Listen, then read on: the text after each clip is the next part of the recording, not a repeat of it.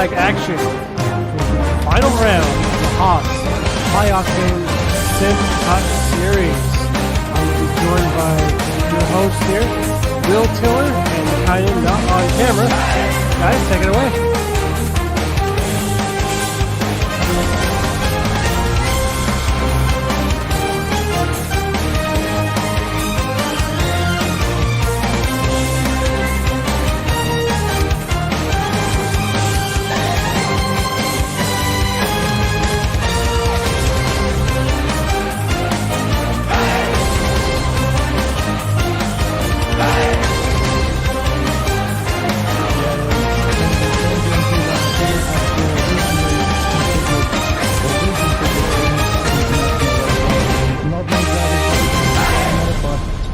And arguably the championship favorite to win has not won in the main season just yet. They've won in the little special race that we had at Atlanta Super Speedway, but they haven't actually won for points yet. So if they're going to win their first proper points playing race, I'd say now's the time to do it.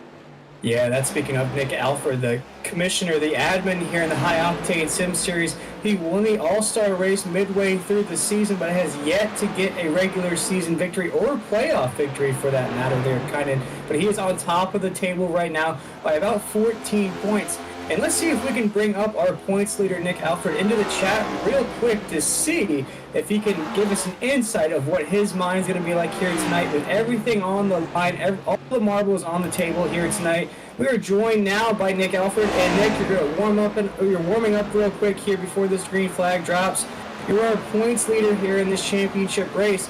Take us through your mindset of tonight's race and how you're going to take that crown at the end. Yeah, my mindset is to kind of keep it clean. Don't lose too many spots to fair place and see what happens at the end of the night. Yeah, man, you've raced the whole season. I kind of actually just mentioned a little while ago that your only win on the season was the All-Star race, so technically it wasn't a win on the season. Still a good win nonetheless there, Nick. What's your point of view of this season so far? A lot of great races, a lot of mixture of great courses as well. What do you think of looking back on this season? What's your biggest take is from this season? Yeah, so this season for our tracks, we literally put all the tracks in a random.org generator and picked from there. And whatever fell out. So I think it's been a lot of fun. Attendance has been pretty low the past 3 or 4 weeks, which is pretty disappointing. But I definitely like it. Yeah, trying to put that Chevy Camaro in victory lane here tonight. And Nick, looking past this race here tonight, before you take home the crown, don't want to put the commentator's curse on you just yet. Season 4 schedule has been put out, and people that are interested maybe tuning in here tonight to the High Octane Sim Series Championship race, how do people get signed up for Season 4, and what are some of the new things that you guys are introducing for that new season? So for Season 4, if you want to join us, go to the Facebook page, click sign up. We're going to an application basis. That way we can really see what kind of drivers we're getting before we let them on the track. And then for Season 4, we're getting rid of the win you're in rule. So no more wins locks you into the playoffs. It'll be a points battle all the way through. And we're going to go to the top 16 for the playoffs, and then elimination rounds at 16, 8, 5, and I think 3. So for the final 3. Yeah, I'm excited about that chase format in Season 4. But Nick, tonight is your night, my man. I believe you have about a 13 or 14 point lead heading into this race here tonight. In my mind, if you win that first stage, this might be it for the rest of the field. How important it is, you spoke about how to block Brandon Fetterplace there, how important it is to win that first stage to basically close the door on this championship season. Yeah, so I'm only 7 points ahead of Fetterplace. That's still a pretty big margin when we talk about stages, and with the low car count, I think everybody's going to get stage points. So I'd have to make a pretty big mistake to not get in the top 5 for that. But yeah, tonight's just going to be about consistency. and I'm just gonna be out here running laps, trying to be clean. Sounds good to us, Nick. But before we let you go, my man, you've raced this whole season. You're down to the championship race. Anybody that you'd like to thank? Anybody you might have watching here tonight that you'd like to shout out before we drop this green flag? Yeah, so I have a few friends from work watching tonight. Shout out to them. Shout out to them listening to me rant endlessly at work about different things within the league. Bouncing ideas off of them, seeing what they would think. Shout out to JKRM, all them guys, Brian, me and him, we spent a lot of time on here together. Max Graphics for hooking it up with the paints and all the logos for the league and the banners and all that. He does a lot of work behind the scenes. Just shout out to everybody that's been with us all this whole year. We've actually, I think next week is our 1 year birthday for Haas. So it's been an exciting year. It's been a lot of stuff going on, but it's been fun. Yes, sir. It's been fun for us indeed up here in the booth, Nick, but I'm sure we'll speak to you again here throughout tonight, whether it's in stage 1, stage 2, or maybe at the end when you are crowned the season 3 champion. But Nick, we appreciate you taking the time with us here, my man, and good luck here tonight. Yes, sir. Thank you, guys. That was Nick Alford, the points leader right now. He just spoke about how it is important for him to win that first stage here, to get off to a good start, and maybe block Brendan Fetterplace from having any shot at the title here tonight. Yeah, but one thing to take away from that interview is the tone of his voice. He didn't really sound too nervous. He sounded confident, but he also sounded calm. When you are going into such an important race like this, you don't have a chance to really recover. If you do mess up early on, that's going to be the best chance, but ultimately if you can also extend your advantage, then that's going to force the cars behind to have to push even harder, which is going to just increase the chance of them getting into some sort of mistake. So either way, it's going to be Nick Alford's championship to lose at this point. It is going to be quite a race here tonight, as we're going to take a look at that Captain Jack Smokehouse starting grid here tonight in a championship final of the High Octane Sim Series. Looking at Julio Villalobos is going to start off on that pole position. Jacob Fifthfield is going to roll off second here tonight. Our championship leader at the moment, Nick Alford's going to roll off third. A good starting position for him. The guy that is chasing on his heels, Brendan Fetterplace, is going to roll off fourth. Then we have Ralph Hatlin right there is going to roll off fifth. Jeremy Richmond is going to roll off sixth. Been a good season for Jeremy there in that number 98 machine. Paul Bajanik's going to roll off seventh. Ian Janik, am I saying that right there, Kynan? Janisek, I believe it is. Janisek, there we go, is going to roll off eighth. EJ Marshall in ninth, and then of course race control of Brian Messier. Actually, I think Brian's racing here tonight, so Brian Messier is going to roll off 10th. So that's going to be our 10 drivers here tonight in the championship final. So what a race it is going to be here tonight, and a good season for some of the guys that don't have a shot here tonight, including Julio Villalobos, which is going to roll off in the pole position. Jeremy Richmond's had quite a season as well, but all eyes really are on Brendan Fetterplace and Nick Alford. It's going to be a battle here these first 48 laps here in stage number 1. Kind of really whoever finishes this stage, maybe wins this stage, is realistically going to be our champion at the end of this race. Yeah, really, we can just look ahead to whoever wins that first stage is going to become the main favorite, but maybe some will mix it up and be a first-time winner at the end of the race, but who knows what will happen. We have 202 laps to find out who will be our championship finale and winner for the High Octane Sim Series, presented by W Energy Drink and Captain Jack's Smokehouse. Yeah, and just before this green flag flies, the drivers are going to have 6 sets of tires here tonight, 100% fuel capacity on those machines, and 1 fast repair just in case. But that green flag is in the air. The season finale has officially begun here in the High Octane Sim Series. Drivers keeping it nice and easy, going for the dog leg. There has been a bit of issues in practice of drivers getting very loose and just losing control and getting into the wall, but all drivers making it through clean so far. Nick Alford staying down low, moves himself up into the second position, fighting to maybe be able to get up the inside and fully claim it on Jacob Pfeiffer, who's stuck up by Brendan Fetter Place, moves into third but gets into the back of Nick Alford, who slides off. Nick Alford crashes on corner 4 here on lap number 2. He is sideways across the start-finish line. Our points leader has wrecked out on the first lap here, Kynan. Of course, he's going to use that fast repair here, but that is his one and only fast repair of the race. What a crazy start to this championship event. That's what he did not want to happen, but luckily having that fast repair, he's going to be able to use it, and hopefully things can just calm down a little bit. But that's the least and the last thing Nick Alford wanted at the start of this race. Yeah, we'll take a look at that 10-4 broadcast and replay to show exactly what happened to our points leader there of Nick Alford there in that number 95 machine. He spoke about that in the interview. Unless something very drastic happens to him during the race, it's going to be a tough battle for anybody else, and that might be the drastic event that he was talking about right there. Crossing that start-finish line here on lap number 2. Of course, he does get one fast repair here tonight, so I'm sure he's going to use that right away, get himself back into contention here tonight. But here we'll check out that 10-4 broadcast replay. We'll see what happens there, Kynan.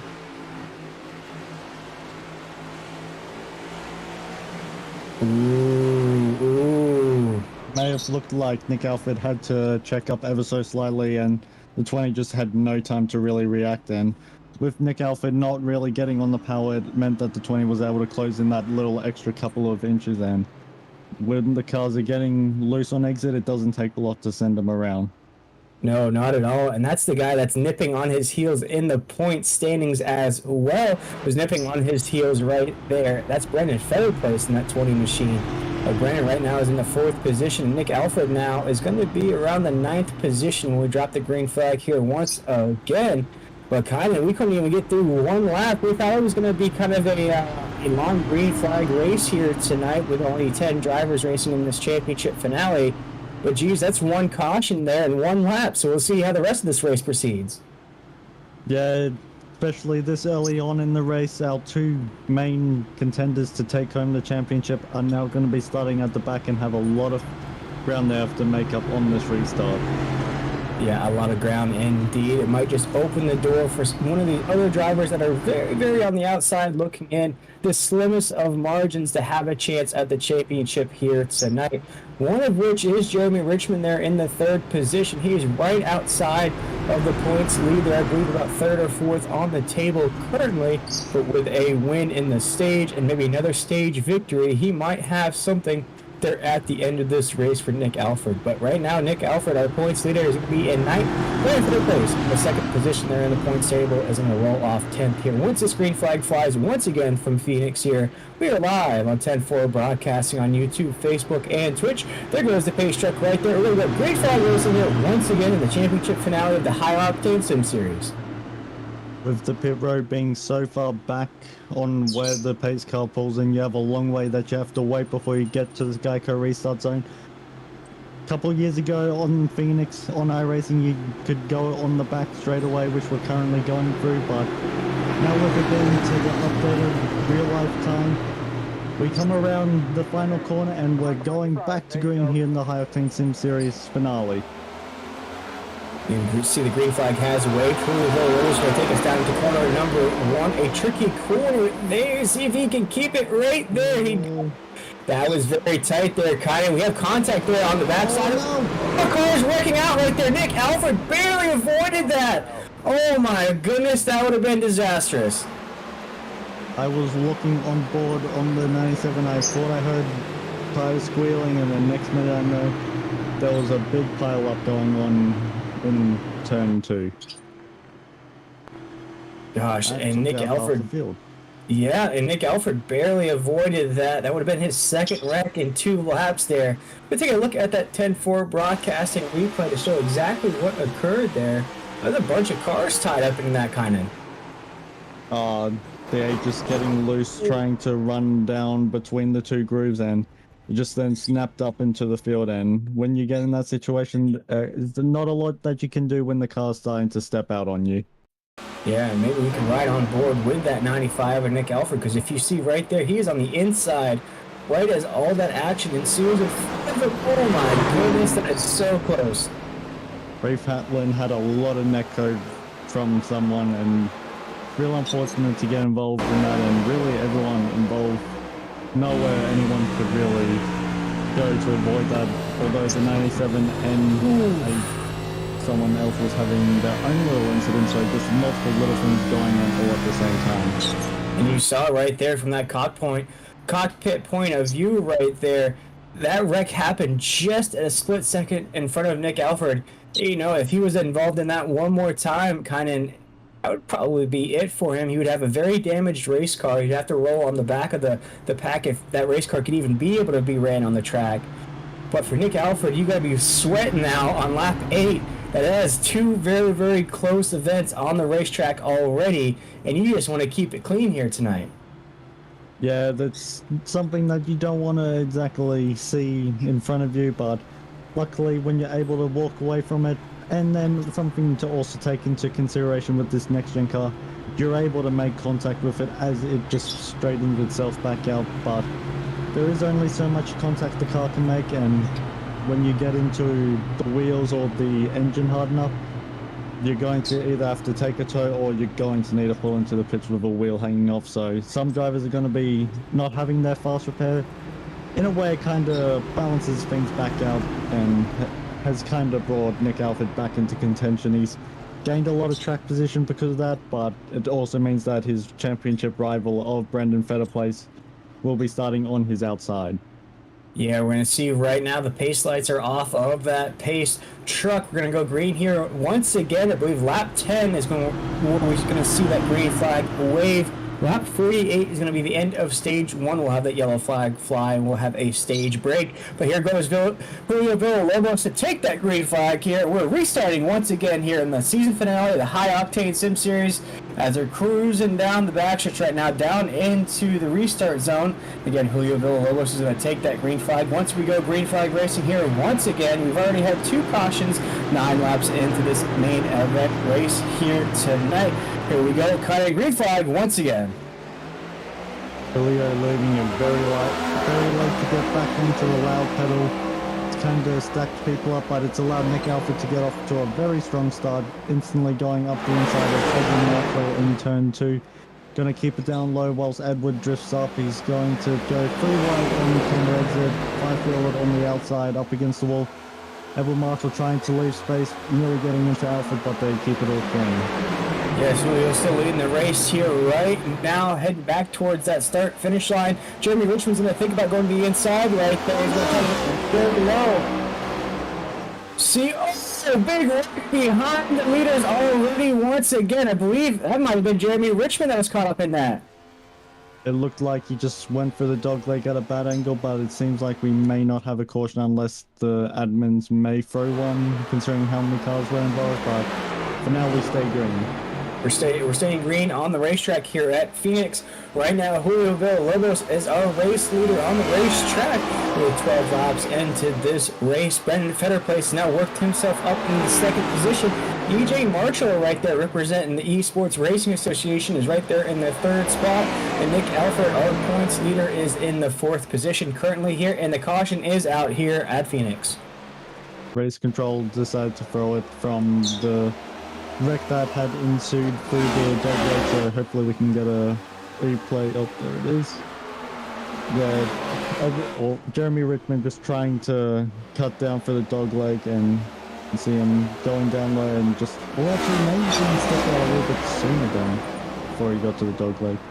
Yeah, it looked like Jamie was just trying to make a great racing move there. You saw the momentum that he had there going to the inside, crossing the start-finish line, and just push the envelope just a little bit too much there, try to overtake for that lead position.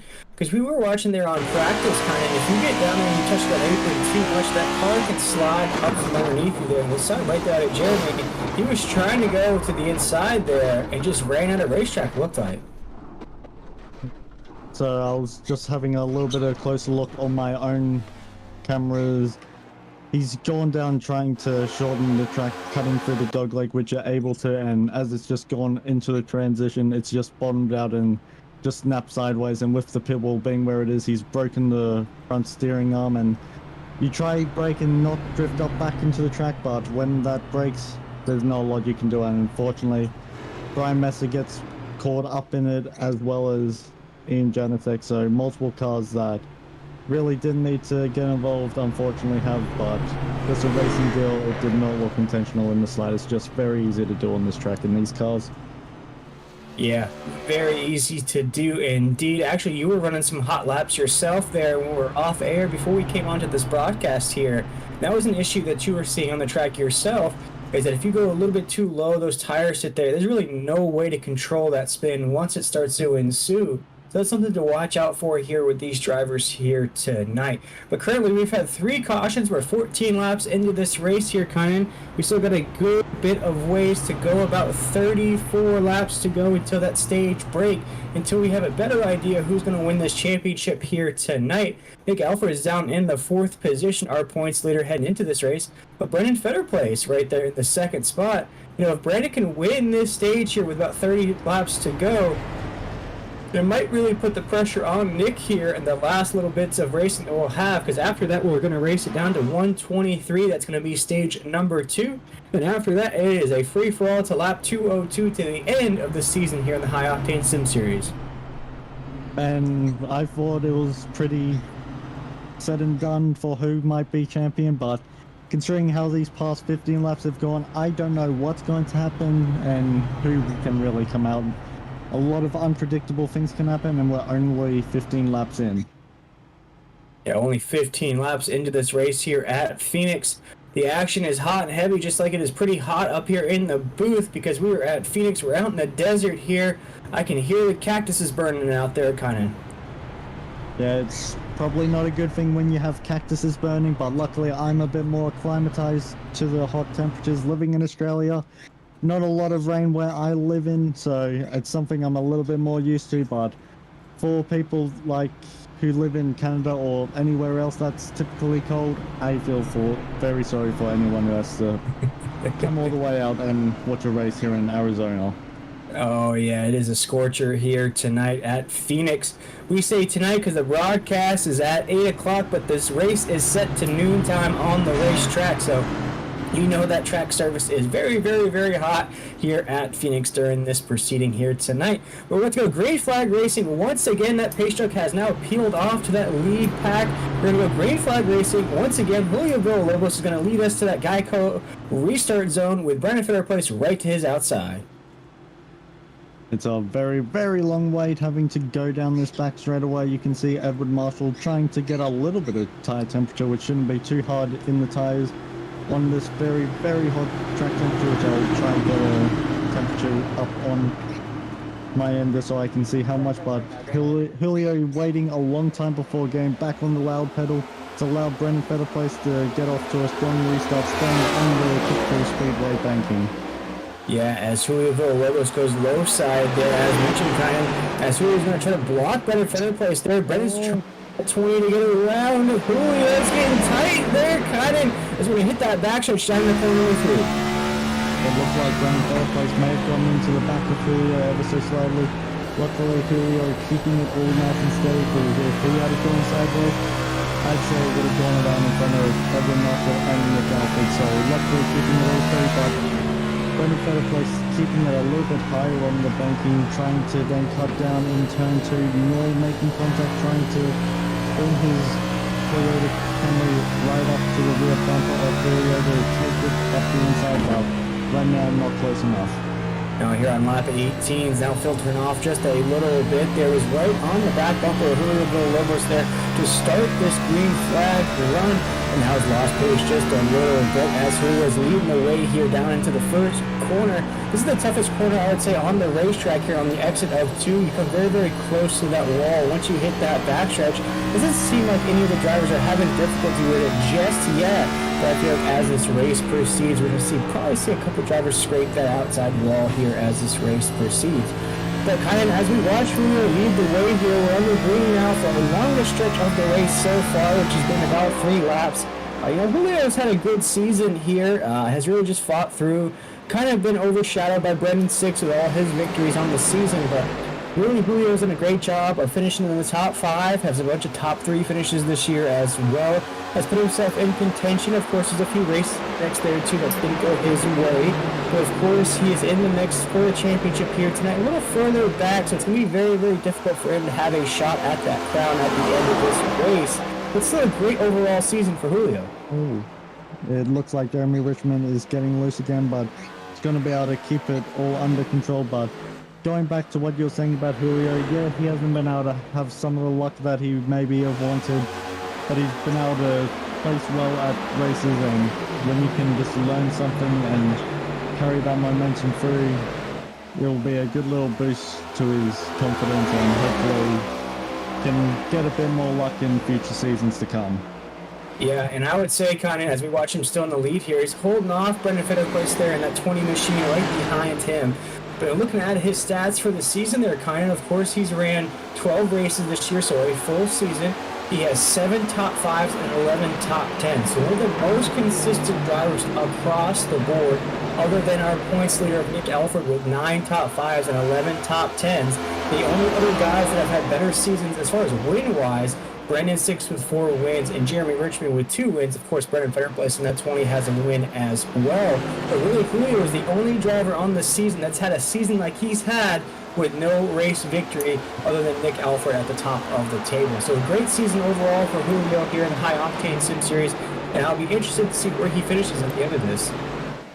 Yeah, with it being a bit of a low field, the chance of him finishing in the top 10 is now 100%, so going to keep adding to the statistic, but luckily if he can keep up in front and defend off Brendan Fetterplace, maybe he might be able to be a bit of a dark horse and spoil the fun of Brendan Fetterplace and Nick Alford's championship. Yeah, as you now see, Nick Alford has worked his way back up into the top 3. You saw that early mistake that he had there to start off this race. Almost got tangled up again a few laps after that. Narrowly avoided that incident that occurred that brought out our second caution of the night. But now you see Brendan Fetterplace is right on that back bumper of Julio Villalobos there. Going to overtake for the race lead here as we're counting it down to lap 48, which will be the end of stage number 1 here. But right now, Julio Villalobos is still our race leader, holding off right there. But we take a look back at the rest of the field, that we have a few drivers that have early retired already, kind of. Yeah, Ray Kaplan retiring, as well as Ian Janicek currently in pit, and I was watching Jeremy Richmond running slow on the apron, pulled it into pit lane and stopped, so maybe a mechanical failure going on or something else, but really unfortunate, especially for Jeremy Richmond, who was in for a shot at the championship if things went his way. Unfortunately, he wasn't able to, and seems like he's going to need to finish the he's disconnected or taking it back to the garage, so Jeremy Richmond's night is over. Yeah, and Jeremy's a great runner here in the High Octane Sim Series. Had a fantastic season last season with a great run this season, actually picking up a couple of victories along the way here in season number 3. I'm sure we'll see that number 98 machine in season number 4 next year here in the High Octane Sim Series, especially with a couple of new rules that Nick Alford was going through there, Kai. As we count it down to the end of stage number 1, what's one of those rules that popped out to you? Well, with it being quite a lot to take in, it's a bit hard to really decide which one might be the main one to think about, so I'm going to throw the question on to you and dodge a bullet myself. So yeah, he did a reverse call on me. For me, in my opinion, I think one of the coolest rules, it's elimination and an addition of some rules. So no more winning your in rule. That's a kind of a hot take rule, I guess you could say. So if you pick up a win on the season, you're not automatically qualified for the playoffs. So every race counts, I would say, throughout the season.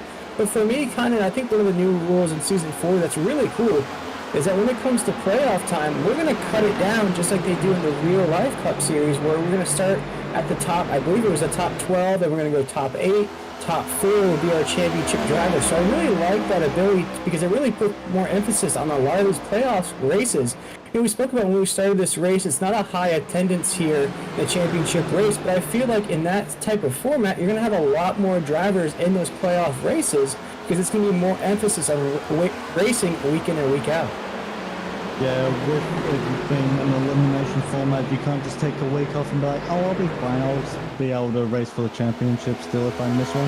If you miss a race, oh, I suddenly have to make up a lot of ground. So it's going to mean everyone has to give it their all every single race. And if you get a lucky win at the season opener, say Daytona that a lot of leagues like to do, I haven't actually seen the schedule just yet, but most leagues tend to do a super speedway, typically being, I'm just watching Jacob Fifield getting very loose going into turn 3 and 4, but keeps a hold of it.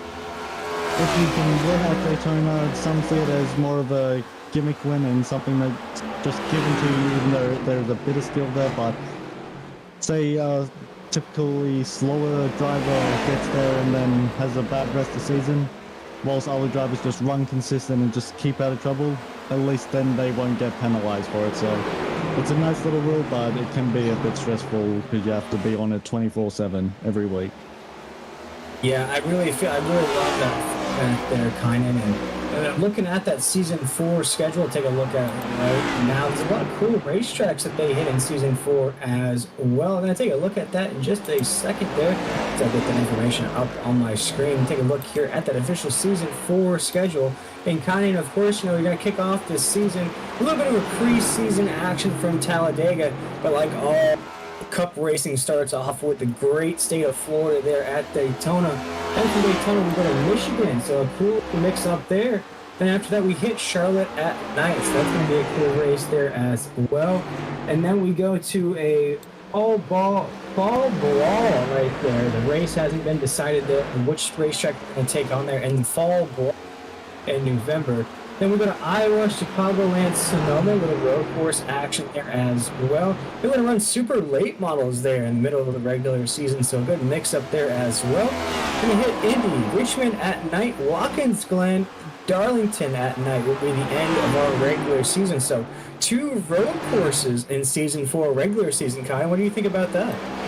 And I love my road courses. It might just be because I'm Australian and growing up with the V8 supercars, which have kind of fallen off in my opinion as of recently, but I've always been a fan of road courses, and it just mixes things up and means drivers have to always be on their feet. So compared to a bigger track like Michigan where you can have those big breaks on the long straightaways, a road course you're always on it. So nice little variety. Then finishing up with the regular season at Darlington, that's going to be quite a fun race. A bunch of fun little races going into season 4, so gonna be something to watch for sure.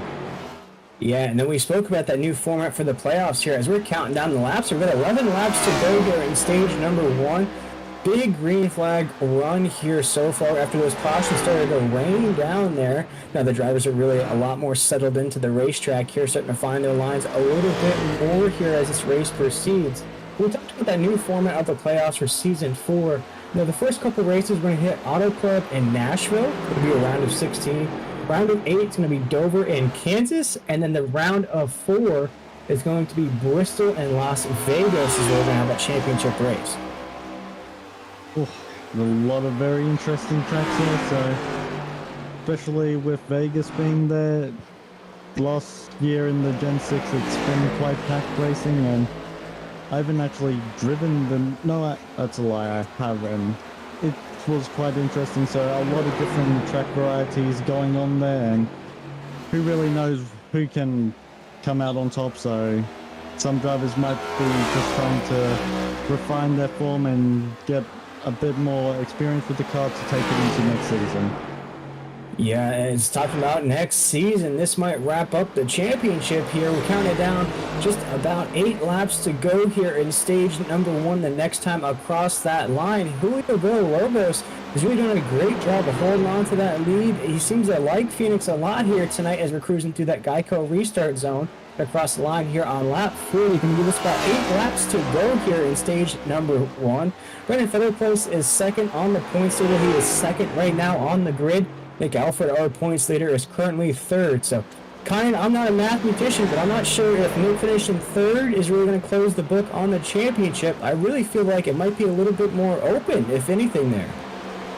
Yeah, he probably would have wanted to have finished in first, but you want to finish in first all the time, but sometimes you just are unable to. Julia has driven this first stage without any cautions or without any mistakes, but Nick Alfred getting involved in that initial one and then having a car nearly crash in front of him and get him wrecked up in it. So right now Nick Alfred might just be taking it easy, thinking about the end of the race. He seems to have some sort of pace, even though he qualified third.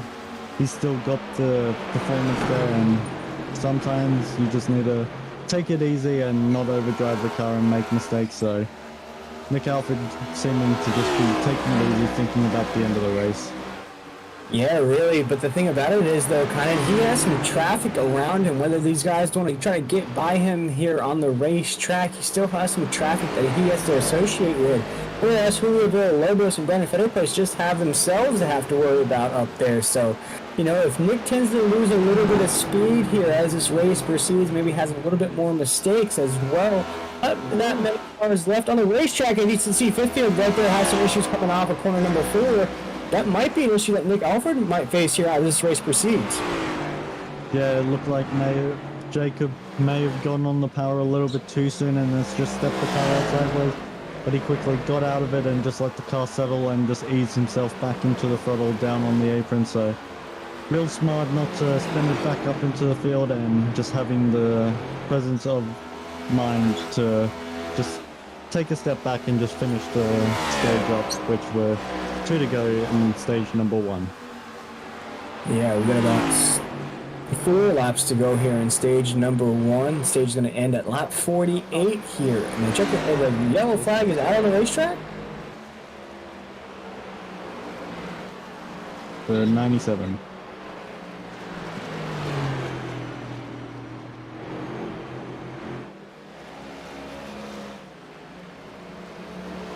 We're checking with race control to see what brought out our 4th caution of the night here. It might have been that incident we saw with Jacob Fifthfield that went sideways there coming off the last corner of the racetrack.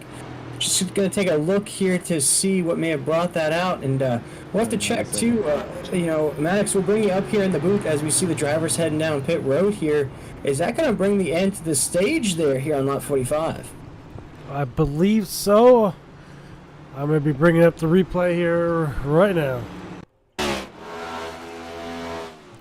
This was your admin, I believe, that caused the caution. Yeah. We'll see right there. Oof, that was a hard impact to that topside wall. Yep, that was the your race control for this evening. Again, trying to use the below the line in that little bus stop, so to say, tunnel turn. Yeah, I tried to go low side there, and kind of we saw that out of you there when you were running some ghost laps here before this race proceeded. That's a very tough line to run if you're going to try it. Yeah, it's something that you have to be millimeter perfect, as you have a little bit too much wheel into it and it can just step out completely out of you and you have no chance of saving it. I'm just watching it back, and Brian Messer was loose on corner exit and just gathered up. Went to then go down low, and then just when the transition from the banking onto the flat part of the dog leg, it just stepped out sideways, and there was absolutely no chance of him being able to do anything about it. He did a good job to initially keep it off the inside wall, but he's tried to then pick up the throttle, and then I've done it recently at Atlanta Super Speedway in this thing. I thought it was all straightened out, but then I just picked up the throttle and it just took off to the outside wall. So real unfortunate, but it's just part of the very steep learning curve with this new car. Yeah, very steep indeed. A lot of these drivers are still getting to know these next-gen cars, even though they have been out for almost a year now. A few more months will go by, and it'll be exactly a year since this next-gen cars have been available for iRacing. You know, a lot of things to get used to: the weight of the cars, the aero packages of the cars, how they maneuver around corners, how you can bump draft with them. So a lot of the learning curves these drivers are having to deal with, and one of which kind of, you just spoke about there. Once you get loose, how to really bring yourself back and get that car right. I'm a little bit shell-shocked that it's almost been a year since this thing has come out. That caught me off guard, and I now feel old, but... Actually, if you remember, iRacing and NASCAR announced a joint partnership that same day when they released all the manufacturers. So we had this car technically before it actually seen any real racing surface. That's true.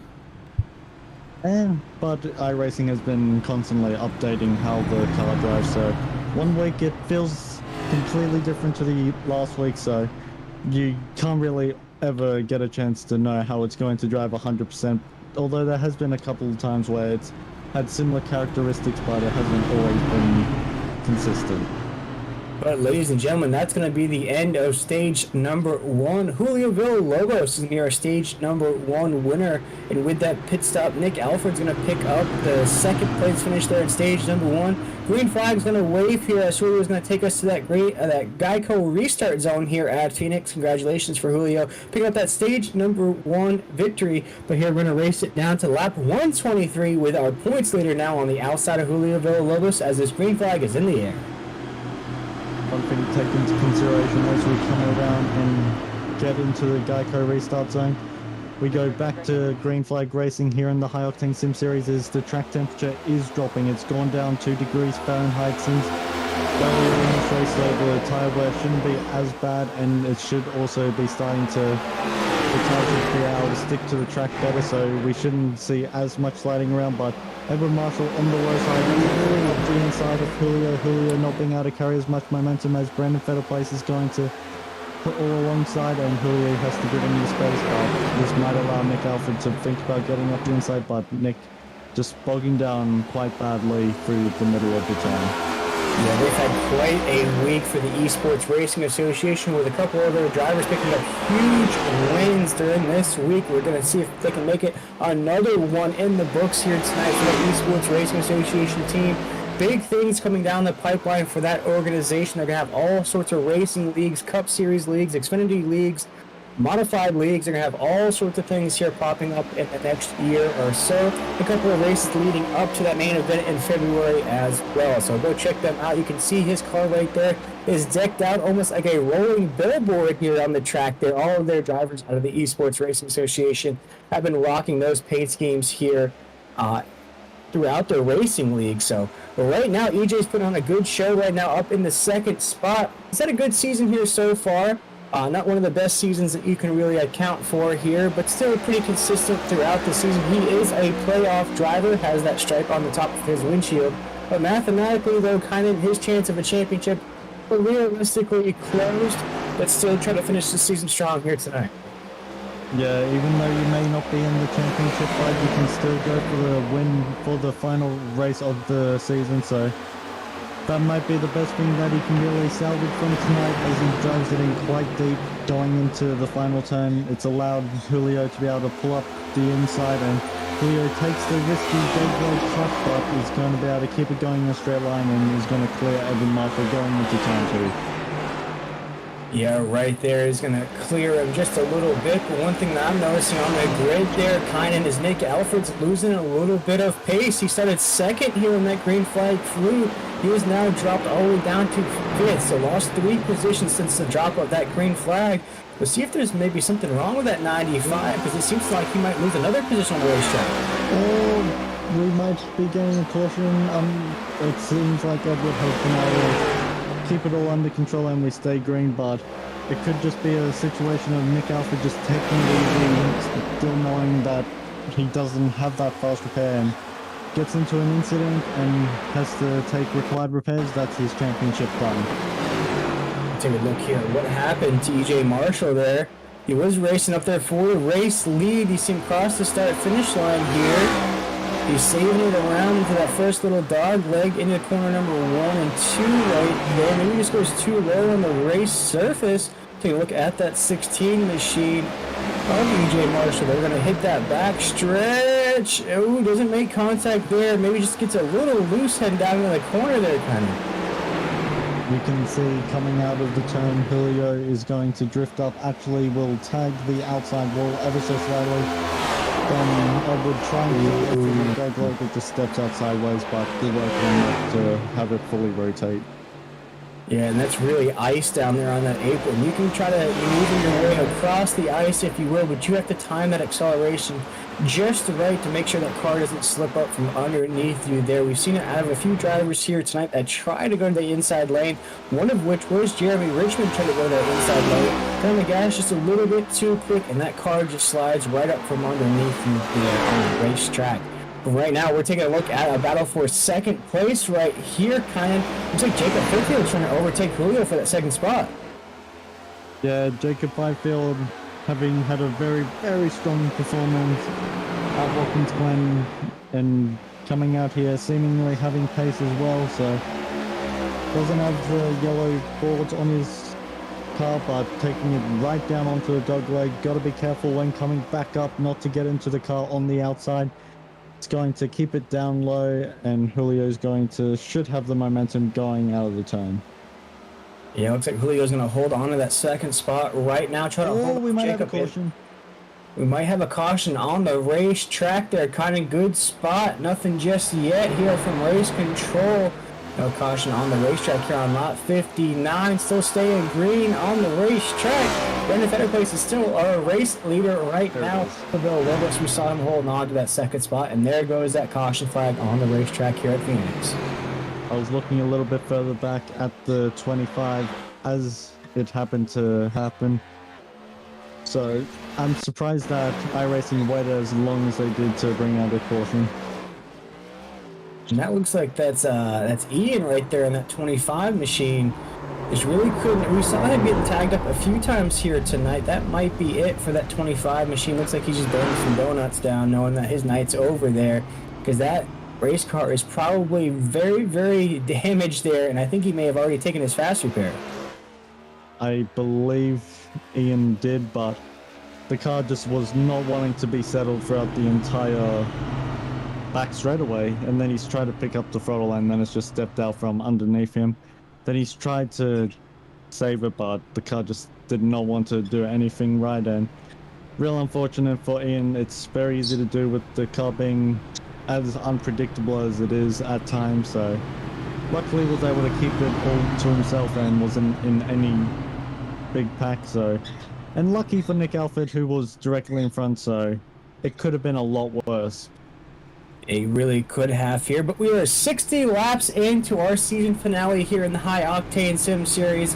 Brendan Fetterplace is our race leader on the racetrack right there. Julio Villalobos won our first stage. But folks, we're going to step aside for our first break of the evening. We'll be right back with more live action at the High Octane Sim Series here on 10-4 Broadcasting.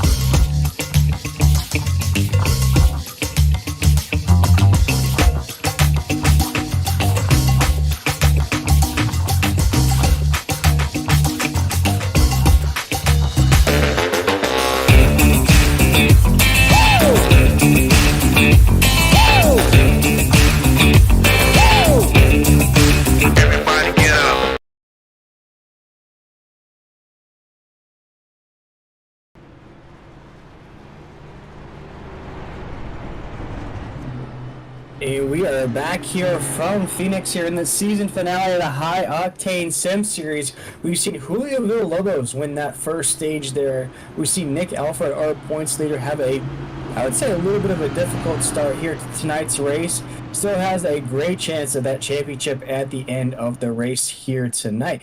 62 laps into this race. We're going to race it down to 123, which would be the end of stage number 2. The yellow flag will fly once again, and then we'll race it down to 202 there to end this season here in the High Octane Sim Series. But again, we want to thank those wonderful sponsors that make all this racing possible for us here at 10-4 Broadcasting and at the High Octane Sim Series. One of which is Captain Jack Smokehouse, providing all that great barbecue there out of Amelia Island, Florida. We want to shout out them as well. Hopefully they've recovered from that Hurricane Ian that hit the northeast side of the state here. Didn't affect me. I'm a little bit further down, but it just barely missed us here. But hopefully they're all good and sound up there in Amelia Island, because if they're providing barbecue like that, I want to make sure that you all see that on your screen. That is wonderful looking barbecue there. Can't find that where I live down here in Florida. But again, we want to shout out W Energy as well, providing all those energy supplements, all those energy alternatives for these drivers here tonight. But here we go. That Bang energy machine of Brandon Fitter Place is going to roll us down into that Geico restart zone. We're going to start things off here once again in the season finale of the High Octane Sim Series. Not a lot of drivers left without having some sort of incident, but Brendan Fetterplace starting where he wants to be and having the best shot at being able to carry through and win stage 2 is going to get off to a very strong start, but our championship leader is going to follow him and not going to fully take it below the yellow line, but gets close to it as the drivers are able to keep it all going in a straight line. Yeah, Nick Alford right there, our points leader, as Kynan mentioned, is trying to battle right there for second position. Julio Villalobos is racing a great race here tonight in the desert. We are side by side heading down to the corner. It looked like there was just about to be contact between Julio and Nick Alford, but they're able to keep it all going.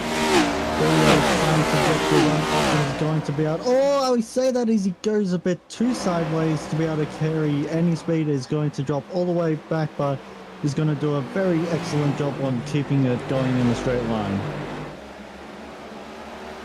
Yeah, as Nick Alford's going to overtake Julio right there. Julio's going to slide down that grid to about the 5th position right there.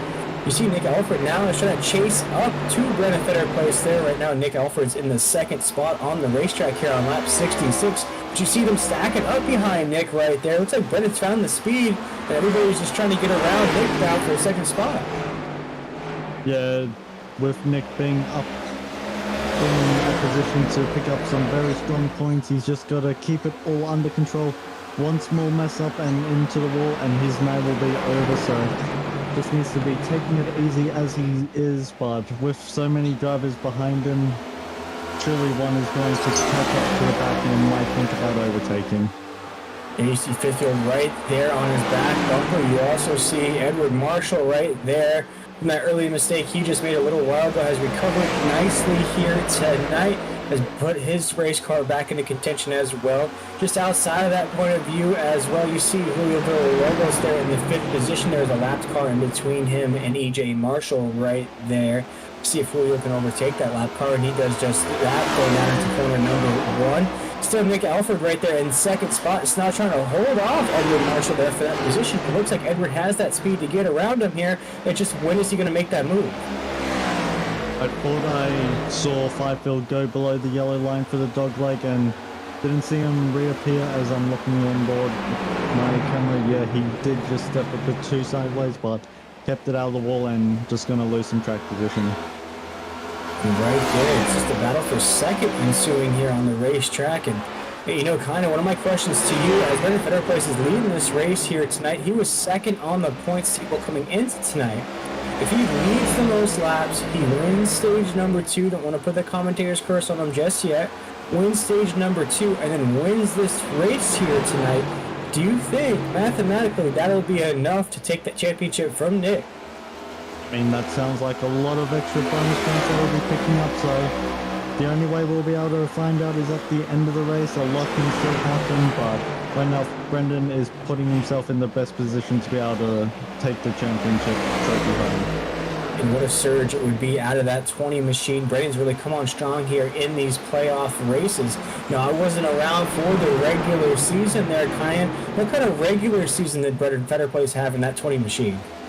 Brendan Fetter Place had a lot of pace. He ended up winning the clash at the Coliseum to really start off the season and picked up those extra bonus 20 points before the season had officially started. So I wondered how much those extra 20 points was going to matter, but if he can use those extra points from the start to be able to carry through and just use that consistency that he's been able to have really the entire season, I'd say he's in for a good shot at taking on the championship. Yeah, racing in that Bang energy machine right now, that 20 machine of Brendan Fetter Place. comes into tonight's race. I think Nick knew the exact amount that he had there. I believe it's about a 7-point lead or so that he has on Brennan Federer Place on that points table. But right now, ladies and gentlemen, we're on lap 72 here in the season finale of the High Octane Sim Series. We want to appreciate everybody for tuning in here tonight. I know all the drivers appreciate it as well. If you're watching live with us here on YouTube, Facebook, or Twitch, we invite you to shout out your favorite drivers here. I know a lot of the drivers listen to the broadcast as they are racing around the track here tonight. They appreciate those words of encouragement. They appreciate that support that they might have from some fans in the chat here tonight. One of these drivers here is going to be crowned our Season 3 champion here. A lot of bragging rights on the line as well, kind of. So we'll see who's able to take home all the bragging rights and take home that championship. Just a quick update on Jacob Fifield. They've just had a connection issue and has dropped out of the race temporarily. Hopefully we can see him back out, but for now another victim has been claimed here at the, I want to say, tricky cactus, but it's not so much a cactus shaped track besides the giant cactus at the start finish line, but it's been quite brutal in a race of nutrition so far. The duel in the desert, I would have to say here. I know Phoenix is not everybody's favorite track per se. I was a little thrown myself when they announced that the season finale of the real life Cup Series would happen here at Phoenix.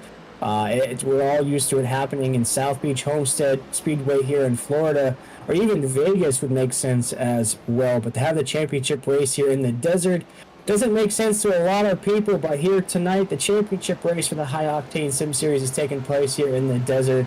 And one of these drivers here tonight, I'm sure, is going to hop on a plane and head to Vegas, as it's not too far away from Phoenix there. Do a little celebrating. I'm sure that's what they do in the real life Cup Series as well. Not much to do in Phoenix, Arizona. I don't know. I've never been there, kind of. Don't think I want to go there per se, but I don't think there's a lot for these drivers to do if they do win a championship here tonight. Yeah, I mean, one thing that they can do if they manage to win is celebrate, and only they know how they want to celebrate. Might be able to go have a bit of fun and just go have a drinking night, but some may start thinking about next season and start already planning ahead. So every driver is different, and only one will be able to take home the trophy here tonight. Yeah, one champion indeed here tonight. Has been quite a season so far here. It's going to be the season finale of the High Octane Sim Series. I was absent for the regular season. I came on for these playoff races. What a stretch it has been here, kind of. We hit a road course a couple weeks ago here in the playoffs. No road courses next year in the playoffs, though. But I love to see road course racing in these next-gen race cars. It gives these drivers an opportunity to really feel out what these cars are made of. That race was won by Brandon Six up there by a large margin. Actually, I believe holds the record now for the longest winning margin in 10-4 broadcast in history. But the guy who finished second in that race was Julio Villalobos, who each time thought he had something for that Mamba Mamacita machine driven by Brandon Six, but just wasn't enough to get an opportunity there. We'll see right now as a 95 of Nick Alfred's now trying to find that pace to get up to Brandon Federer Place to make sure that Brandon doesn't win stage number 2 here on lap 79, as Brandon, that 20 machine, that Bang Energy machine, has just been cruising here at this green flag run. Yeah, Brendan hasn't really needed to worry about any form of pressure, but when you're fighting for a championship, you don't want that extra pressure. You've already got the pressure on your shoulders of fighting for a championship to begin with. You don't want to have to worry about looking in the mirror, knowing where your closest rival is, and you just want to be looking up the front windscreen, seeing nothing in front of you besides the checkered flag. Yeah, exactly there, Kyan. As you see the 95 right there, going to get a good look of that 95 machine. Rocking that Lightning McQueen number there on that 95 of Nick Alfred. And Kyan, you know, I'm going to ask you again here, man. I don't have much experience with Phoenix, but what are some of the things that these drivers are having to take on here tonight? How do you conquer a course like this? Well, right now, the biggest concern that we've been seeing is going through the dog leg. We've seen the cars just step out either from the cars just getting unloaded from the rear tires overheating, or it could just be a case of, especially watching as they go through the transition in the bankings, it seems like maybe it's just bottoming out and just causing the car to step out sideways, so that seems to be the biggest issue. But in my little test I did earlier in the session, I found that it was fairly simple to block the front brake and just miss the apex. And once you miss an apex on a short track, it can be a lot of time lost. So a lot of little things that can go wrong, and when it's on a track like this on the final round, you don't want to be making any mistakes. No, and you see Julio Villalobos now has a little heat behind him there. That's Paul Bajanic right there. We saw Bajanic have an issue earlier to start this race. I believe may have used his fast repair from that incident, but now that 8 machine's got that pace of Julio, and Julio can't afford to lose positions here on the racetrack. Something interesting to take note on the 97, they end up making a green flag pit stop. Maybe something going wrong in the car and they just brought it down pit lane, but regardless, they have made a green flag pit stop, even though they were a couple laps down already. Yeah, kind of right there after the mix-up here. A couple cautions here on the racetrack. It leaves us with 5 cars left on the lead lap here tonight. So basically half the field is either parked their machines or is a lap down here at Phoenix. We see Paul Bajanic trying to make a pass on Julio Villalobos right there. You see heading to that first corner right there. He's going to try to the inside. He's going to wisely file right back in here, heading towards that backstretch. You see if Paul Bajanic's going to overcome that mistake he made earlier in this race, Conan. He's trying to work himself up to the grid as well. Yeah, multiple drivers having made mistakes earlier in this race, and it's really how you approach the rest of the race if you can be able to recover and just find that rhythm. Julio, we see just trying to gain as much time on exit by possibly just burning his tires up from having done the massive slide earlier on in the stint, currently under pressure, but currently holding strong and not giving up and just keeping it going. But how much did that slide hurt his tires, I'm wondering, as Bajanic is going to look inside temporarily, pulling back to the inside. Not going to be close enough to put the nose up the inside yet. It looks like he is there, though, right there on that corner. He found it, kind of, and he got that nose stuck right there. And you see they're going to drag race down that dog leg into that first corner. This is Julio. Oh, and Julio gets loose right there. A little bit of a tail wiggle, a little BMX or MX action there. A little tail whip going into that first corner. He's going to lose that spot to Paul Bajanic. Now he is sliding around the racetrack. It's like Julio is losing that race car from underneath him there, kind of. Yeah, it seems like Julio may have overheated the tires. The track temperature has dropped 7 degrees Fahrenheit from where it was at the start of the stage, so it is, in theory, being a bit easier to just keep the car planted, but for Julio, the car is definitely not as planted as he would be wanting it right now, sliding around, but able to keep it all under control for now. Yeah, it's, oh man, just a wicked slide on the entry of the corner there. So not only is he having issues there on the exit of corners, he's having issues on the entry of corners there. He's really just holding on to that car for life now, Conan. And what can you do in a situation like that for that 78 machine? You know that this is really your only opportunity for a championship here. You came in with a slim margin that you had, one of those top 5 drivers I spoke about to start this broadcast that mathematically may have had a chance here tonight. What do you do when you start to feel this car getting from underneath you here, knowing that you can't really press it as much as you want to? You really have to tame it back. You have to hold the reins. You see right there, slides a little bit across that start-finish line. What can you do in a situation like this? We still have a long way to go in this race. Do you head down pit road? Do you take care of these problems now? Or do you just hold your position and hopefully it gets better? Well, right as you say that, he comes into pit road, so figuring that the tires are just too unsteady for him and he's just bringing it in thinking it's safer to do so. So I would have tried moving the brake bias forward and just see if I can maybe just help keep the front of the car a bit more steady and help the rear end not step out as much, just be a little bit more easy on throttle. But Julio deciding that he just wants to come and get some new tires, maybe might be able to benefit. But right now, he managed to get the pole, so he's got the pace, but needs to have the tires underneath him to do so. So makes me wonder if his massive sliding around earlier just overheated enough, and then that's just brought the tires out of the heat cycle that you preferably want them in. And once you overheat something once, it's easier to just keep it heated. And now, kind of, we saw everybody head down pit road there when we ended stage number 1. So that put us at around lap 48, 47, around that range. Could it be for the rest of the cars on the track as well that tire wear is not only affecting Julio Villalobos, but maybe some other drivers on the racetrack here as we're coming to a close of stage number 2 here with only about, looking at about just under, let's say, 33 laps to go here in stage number 2. Could that be something where we see some of these leaders head down pit road here at the end of stage number 2? In a situation like that, kind of, if you're Nick Alfred, do you push it? Do you stay out so that you get those 10 bonus points there at stage number 2? Whether you crash out, whether you run out of fuel there at the end of stage number 2, is it more beneficial to push the issue here and make sure you get those bonus points? Yeah, those extra bonus points could mean the difference between winning the championship or not. There isn't just, oh, I finished second in championship, that's very good.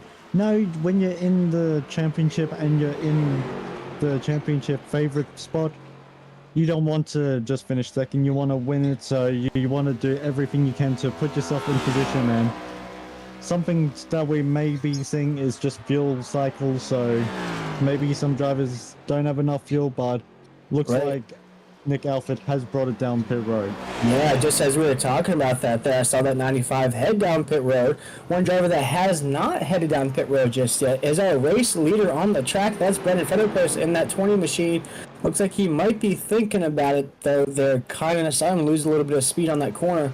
So maybe just trying to pace around here, knowing that he has the race lead here by a good margin, knowing that the 95 headed down pit road. But as I mentioned, kind of now, as we see that now 20 is going to head down pit road. Now Brendan Fetterpost, he's going to probably be one of the last cars to pit here under green. And now, kind of, I guess the question is, now with Nick heading down before him, Nick's obviously going to overtake here. It's going to be very, very close here once Brendan comes out of pit road. That might put the 95 in the lead here on the green flag. I would say with only about 20 laps to go here in stage number 2. We saw Nick on the top left of the screen just coming around, but he's only just unlapped himself from Brendan Fetterpost. So, but with Nick Alfred having been out already, he's been able to have fresher tires sooner. And one thing to take in consideration, I looked at Julio Villalobos' lap compared to Brendan Fetterpost. Julio was running 1.5 seconds quicker than Brendan, so the tires definitely coming into consideration, but Brendan has now just exited pit road. He's not going to be up to speed. Question is, where is Nick Alfred, who's coming through the dogleg now, is not going to be able to get past Brendan Fetterpost, but he's a lot closer than what he was a couple laps ago. Yeah, with our new race leader on the track currently here under green is Paul Bajanic there in that 8 machine. You see him right there. Had an early mistake here tonight, has recovered nicely from that. Took the advantage of that fast repairs, get that 8 machine back into contention up there on the race lead here at the top of the grid. Right behind him is Edward Marshall right there. And then, of course, our leaders that head down pit road are currently a lap down. I'm sure that's all going to change here momentarily as we're counting on the laps here in stage number 2. And kind of once we stay green here at Phoenix, these laps are really ticking down. Yeah, it could also just be the smaller field. It's meant that drivers have been able to get spaced out a little bit, but Julio going around the outside of the Janik definitely feeling a bit of that tire wear issues, being on those older tires compared to really the rest of the field. Yeah, and you see Paul Bajanic there. He is a playoff driver, a little further down the points table, so no really pressure there for him here tonight. Now you're starting to see those leaders get around Paul Bajanic right there, Brendan Fetterpost, Nick Alfred, our leaders on the racetrack before those pit stops ensued. So they're all getting those laps back here. Nick Alfred at 95 is going to go to the inside of Paul right there as well. And Paul's still our race leader on the track here with 22 laps to go in stage number 1. We'll see if these drivers can chase up here. And kind of, I think once they do catch back up and everything reshuffles here, we're probably going to have the range of about 10-15 laps here in stage number 2. Yeah, but one thing that we didn't notice until, or I didn't notice until just now, Julio coming in a lot sooner than everyone has jumped Brendan Fetterpost and Nick Alfred and is currently running in the 3rd position. But with Edward Marshall and Paul Bojanic both needing to make pit stops, so right now, without any more pit stops, Julio is currently the net leader. So as things stand, Julio will win stage number 2, but Brent Fetterplace is right on his rear bumper, looking to take it down into the dogleg. Fetterplace has to be very careful, but is going to keep it all nice and steady. But he's going to look to the inside of Julio and might be able to prevail. And right here on lap 103, currently Paul Bojanic is our race leader after these green flag pit stops. Edward Marshall is second, Brent Fairplace is third, Julio Villalobos is fourth, and our points leader right now, Nick Alford, is fifth. But ladies and gentlemen, we're going to step aside for a quick break here on 10-4 Broadcasting. We'll be right back with more live action out of the season finale of the High Octane Sim Series here at Phoenix.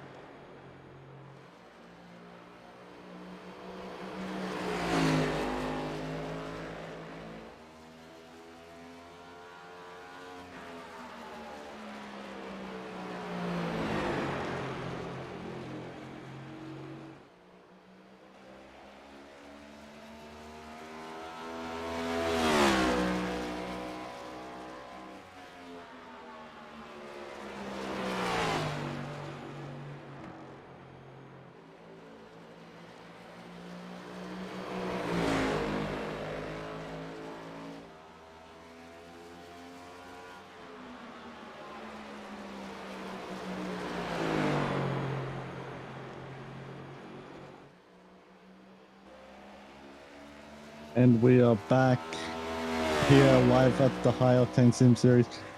Currently on lap 107, Paul Bojanic has not made a pit stop yet, is going to retain the race lead for now, but with times quickly plummeting, being on those old tires, Julio having really been the pioneer to pit first over everyone else, is not going to be able to keep a hold of that net lead ahead of it with the tires quickly falling off. But Fetterplace has been able to bridge a gap, and soon Julio will be back under threat, but this time from the 95 of Nick Alford, who pulls his car up to the rear bumper of Julio, but not quite close enough to take a look up the inside just yet. But with time quickly closing in before stage 2 is over and the final run to the checkered flag begins, Julio is struggling on tires and probably wants a caution sooner rather than later, but just not having the grip that he wants, and Nick Alford getting very close to making contact but keeping off the rear bumper, as a spin and an EOL for Nick Alford could cause a lot of issues for him towards the end of the race. But right now, with having this pace advantage, he doesn't seem to be able to have the pace right now to catch Fetterplace, so just needs to take it easy, not get into any incidents, and then he can start thinking about winning the championship again. But right now, with the 78 being a massive roadblock, still has a long way ahead.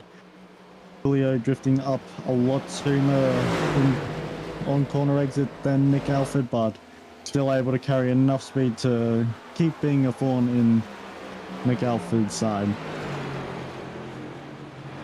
Nick Alford trying to make some sort of momentum run on the inside, but Julio running a little bit higher on exit is able to carry that extra momentum needed, but this time running a little bit lower, Nick Alford running a little bit higher, so flipping rolls this time.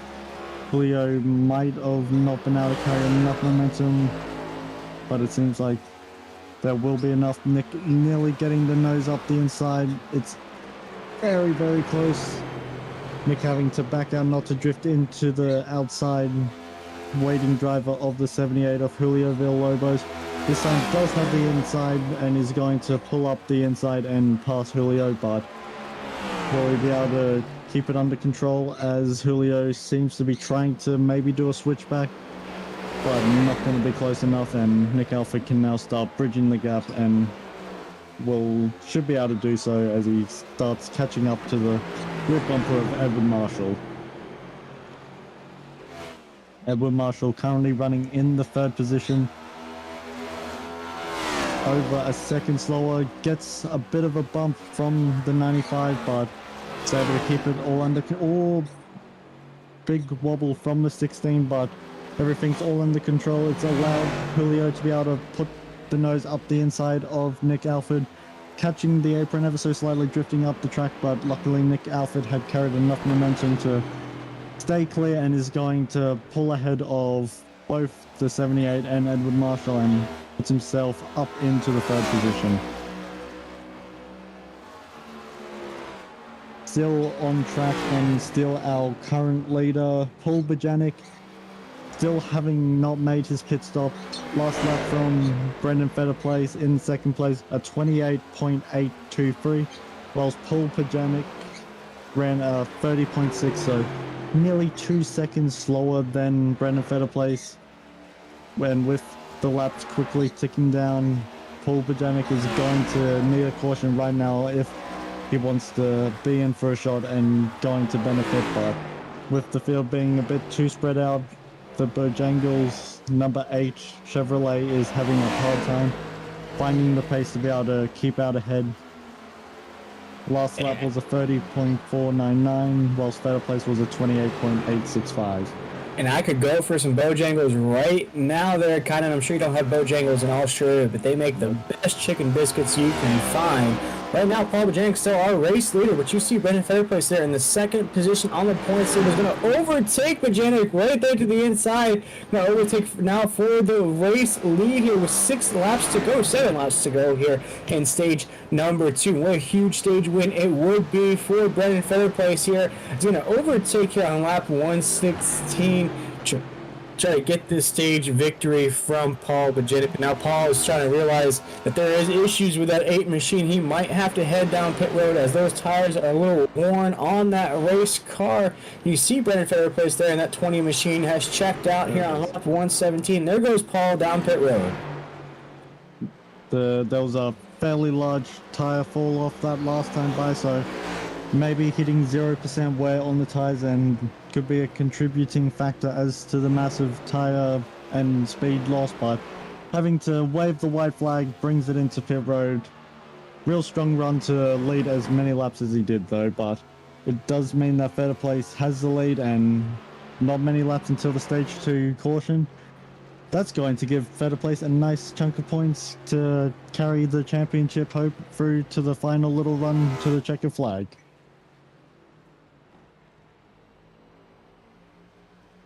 We can see Bajanic just pulling it into pit road. Right sides go up. Does he only take right tires? That drops, and then we should, yep, there it is. The left sides, 4 tires stop for Paul Bajanic. All 4 tires are now changed, and he's coming back out in track.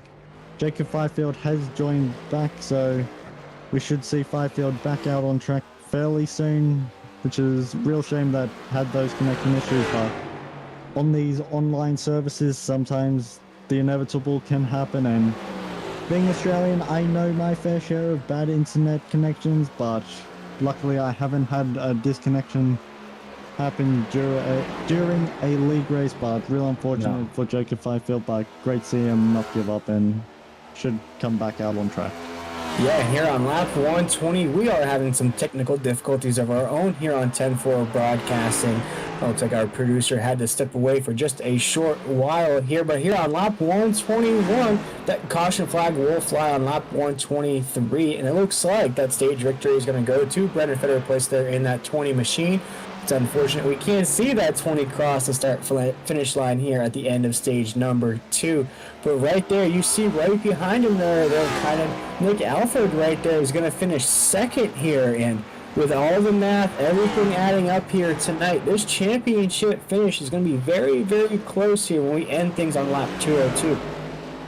Yeah, with there only being 80 laps left in this season finale race for the High Octane Sim Series Season 3, presented by Captain Jack Smokehouse and W Energy Drink, as well as Admin Box. A lot of things can still play out. Nick Alford, even though finishing in the second position, with Brendan Fetterplace having that very strong run in that 20 bang Toyota Camry, has he done enough to help elevate him enough points to be able to come after Nick Alford? Or what? But here's the stage caution, so the giant cactus at the start finish line will be back to illuminated yellow, but now this is when things really start to get interesting for the final little run to the checkered.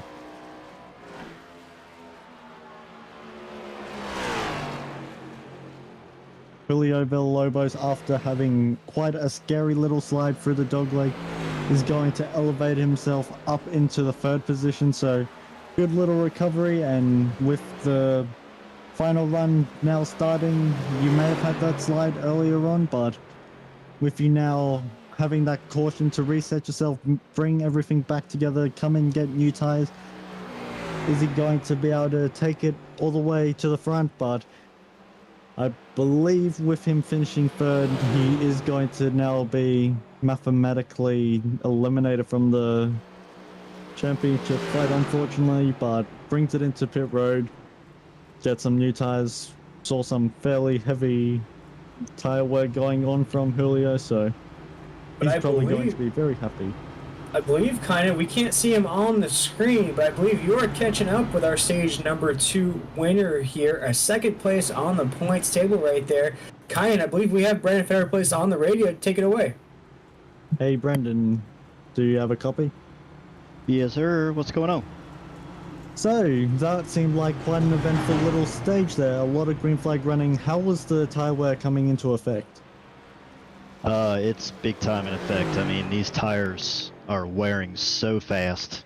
You really gotta manage what you're doing on the racetrack and save them as long as you can. With it being Arizona, a very hot place, and especially on track, I see the current track temperature being 112 Fahrenheit. How does that really change the dynamic of how the car feels? Makes everything slick. I mean, it doesn't matter if you have a great line or not. It's ready to step out from underneath of you one way or another. Some drivers may not have had experience with the next gen, but once you start getting out sideways, is there really anything that you can see or do to be able to save it, or are you just along for the ride? To be quite honest, man, it's kind of 50-50. Sometimes you can stab the brake and it will correct itself. Other times you're just along for the ride. It's just however that car feels at that moment. Yeah, well, right now you seem to be in nice control of that 20 bang energy drink Toyota Camry, but with you being in the current lead of the race and being in the best position to be able to take it to Nick Alford for the championship, what's your mindset going into this final green flag, or hopefully green flag run to the finish? I'm just laying it all out on the line, man. I'm running as hard as I can, the best that I can, all race long, and just wherever the chips fall, they fall, you know? I mean, I left 7 points on the table, and that could kill me. I don't know. Yeah, well, hopefully we can talk to you in victory lane, and hopefully maybe even talk to you as the championship victor, but lights should be out this time by, if my calculations are correct. Do you have anyone that you want to quickly thank before we let you get back into the cockpit by yourself? For right now, just thanks to all the people watching the broadcast, and I hope you guys enjoy the show. Well, it's going to be interesting, and we wish you luck going into this final little stage. Thank you, sir.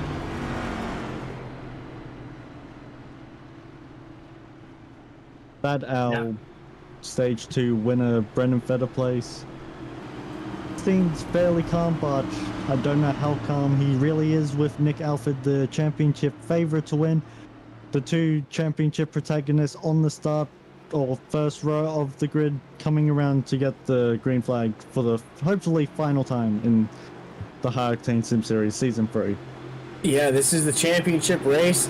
This is probably one of our last restarts for going a caution on the racetrack here. Again, we apologize for these technical difficulties we're having right now as our producer had to step away for a little while, but Brendan Federer is going to take that green flag down to corner number 1. As mentioned, Nick Alfred's right going to be to the outside of him as well right there. Down into the first corner, see if they can maintain. Brendan Federer is going to break both lines there heading into that backstretch as EJ Marshall and Nick Alfred. EJ is going to overtake that 7th position from Nick down the backstretch here. Down into corner number 3. Brendan Federer is going to lead us down into that corner here for one lap under here.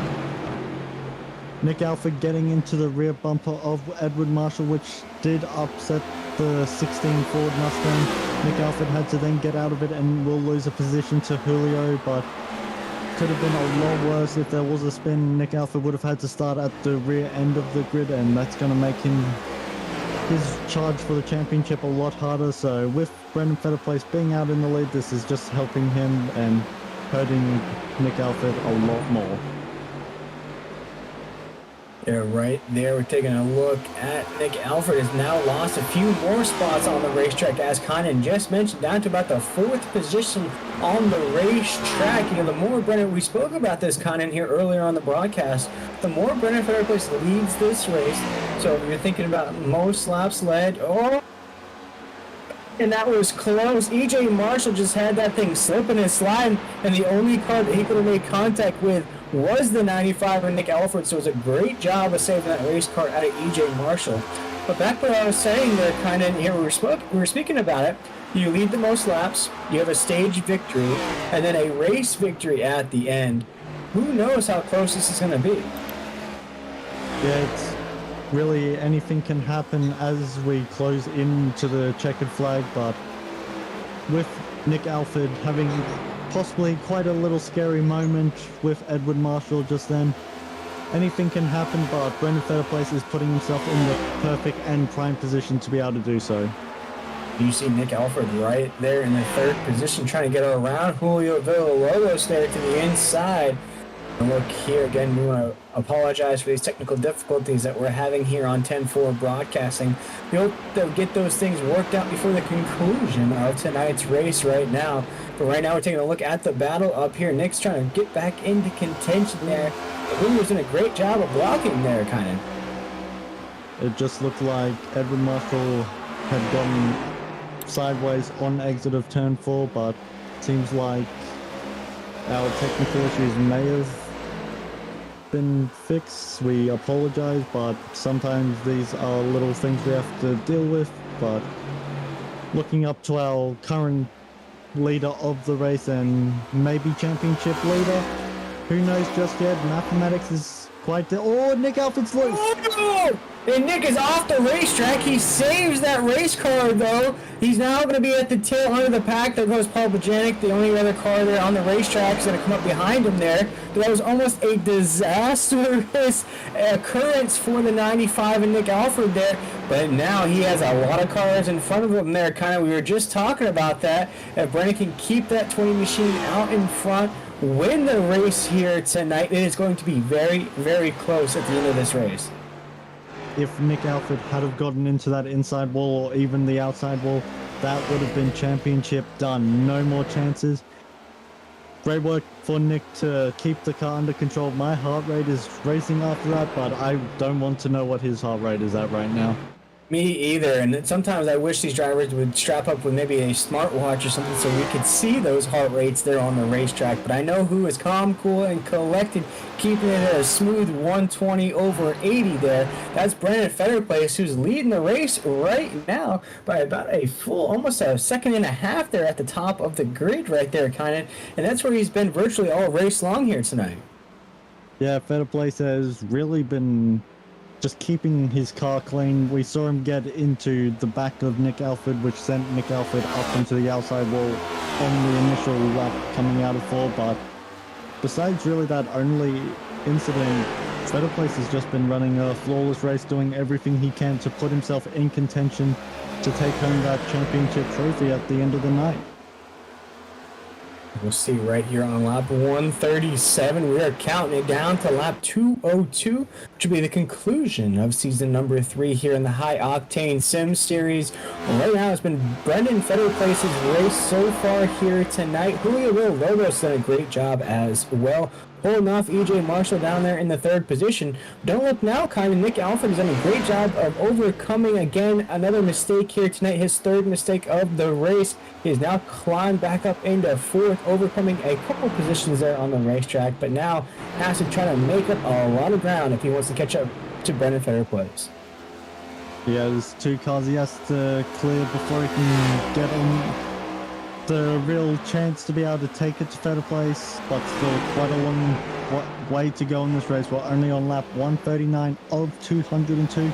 Let's not take into consideration chance for any cautions, and what Nick Alford doesn't want to be right now is the cause of the caution, because it could result in a lot of damage or an EOL, and any form of penalty that can be received, Nick Alford does not want to be anywhere near that. So right now is currently stuck behind Edwin Marshall and Julio Villalobos, but Fetterplace isn't really pulling away too much right now, seeming to maybe just wanting to take care of the tires and think about the long run.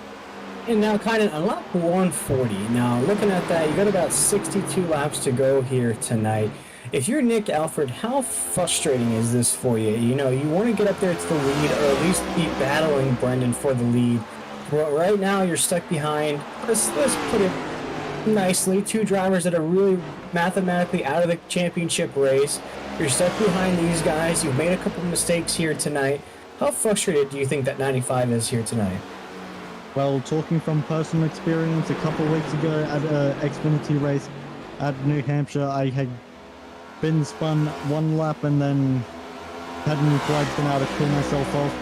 Then I was starting to be held up, and then I started to push the matter, which then made me make a mistake, which then the anger just grew and grew, and then made another mistake, which sent me to the back. So it's very, very frustrating, but you just need to try cool yourself down any way you can, because once you get frustrated once, it's even easier to keep getting frustrated over and over again. And next minute, the smallest little thing that you don't like will send you over the top, and suddenly you're pushing the matter, and suddenly you're ending your race in the wall. So a lot of little things that can go wrong. You just need to try cool yourself and just get back into a rhythm.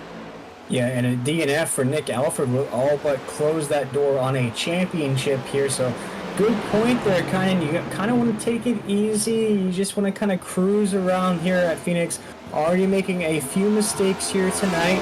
No fast repairs left for that 95. So the next mistake on the racetrack that puts damage on that machine could potentially be disastrous there for Nick Alford. But right in front of him, though, Julio Villalobos, we spoke about his consistency this season. We spoke about EJ Marshall and the big things that Esports Racing Association has coming as well. Great job by EJ Marshall as well, having a great season in that 16 machine.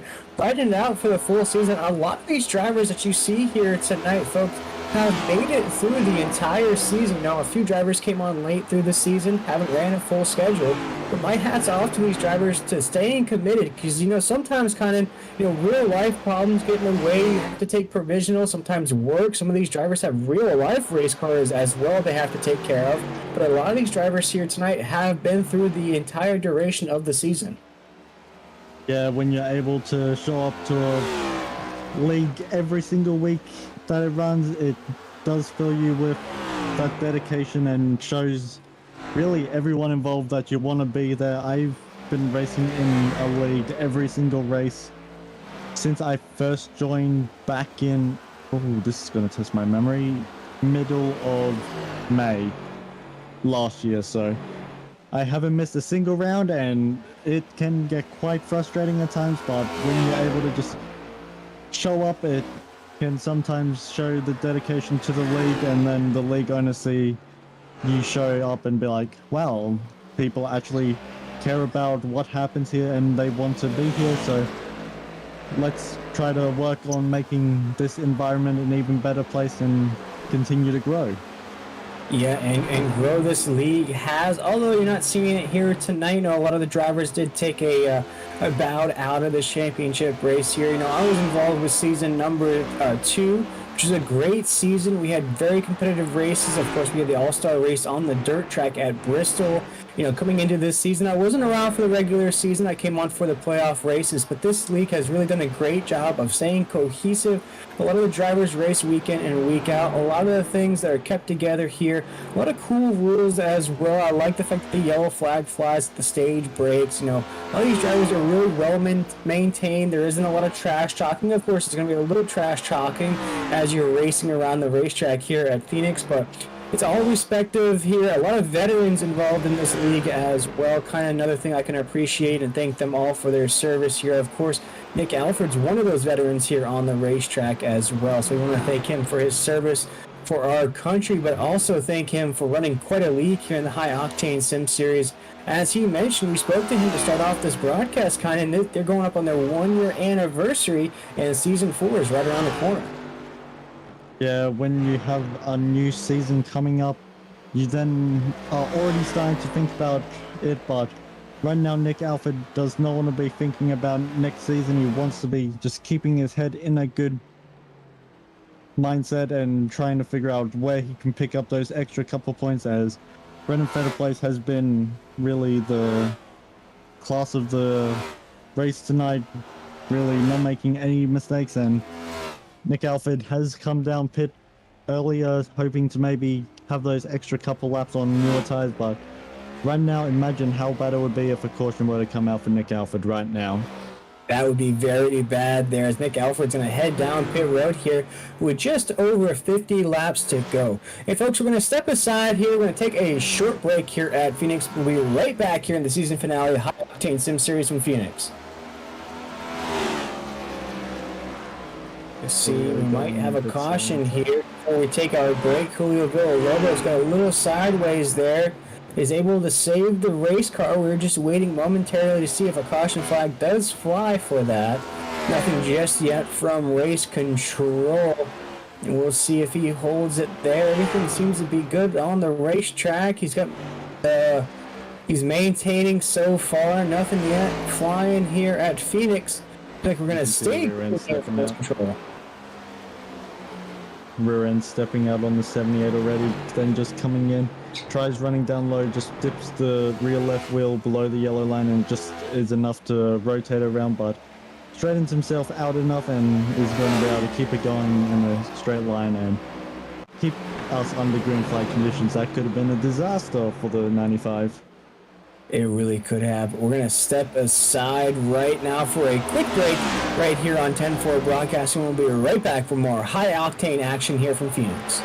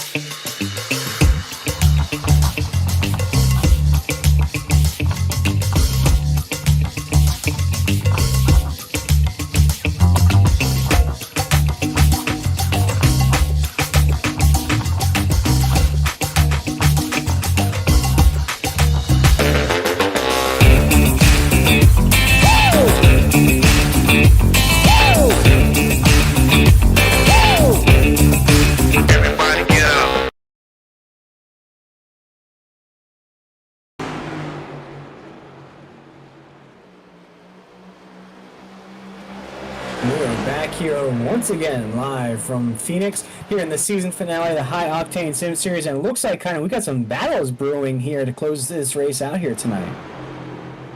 Yeah, with things starting to heat up, new tire cycles and some people feeling the effects of tire wear, naturally the field of which some drivers may have been starting to spread out is going to start condensing with some drivers. Oh, big wiggle from the 78, but he's going to keep it up out of the wall and he's going to be able to keep it going in a straight line to keep us green, but Jacob Fifield also having a little wobble. So suddenly everything going on.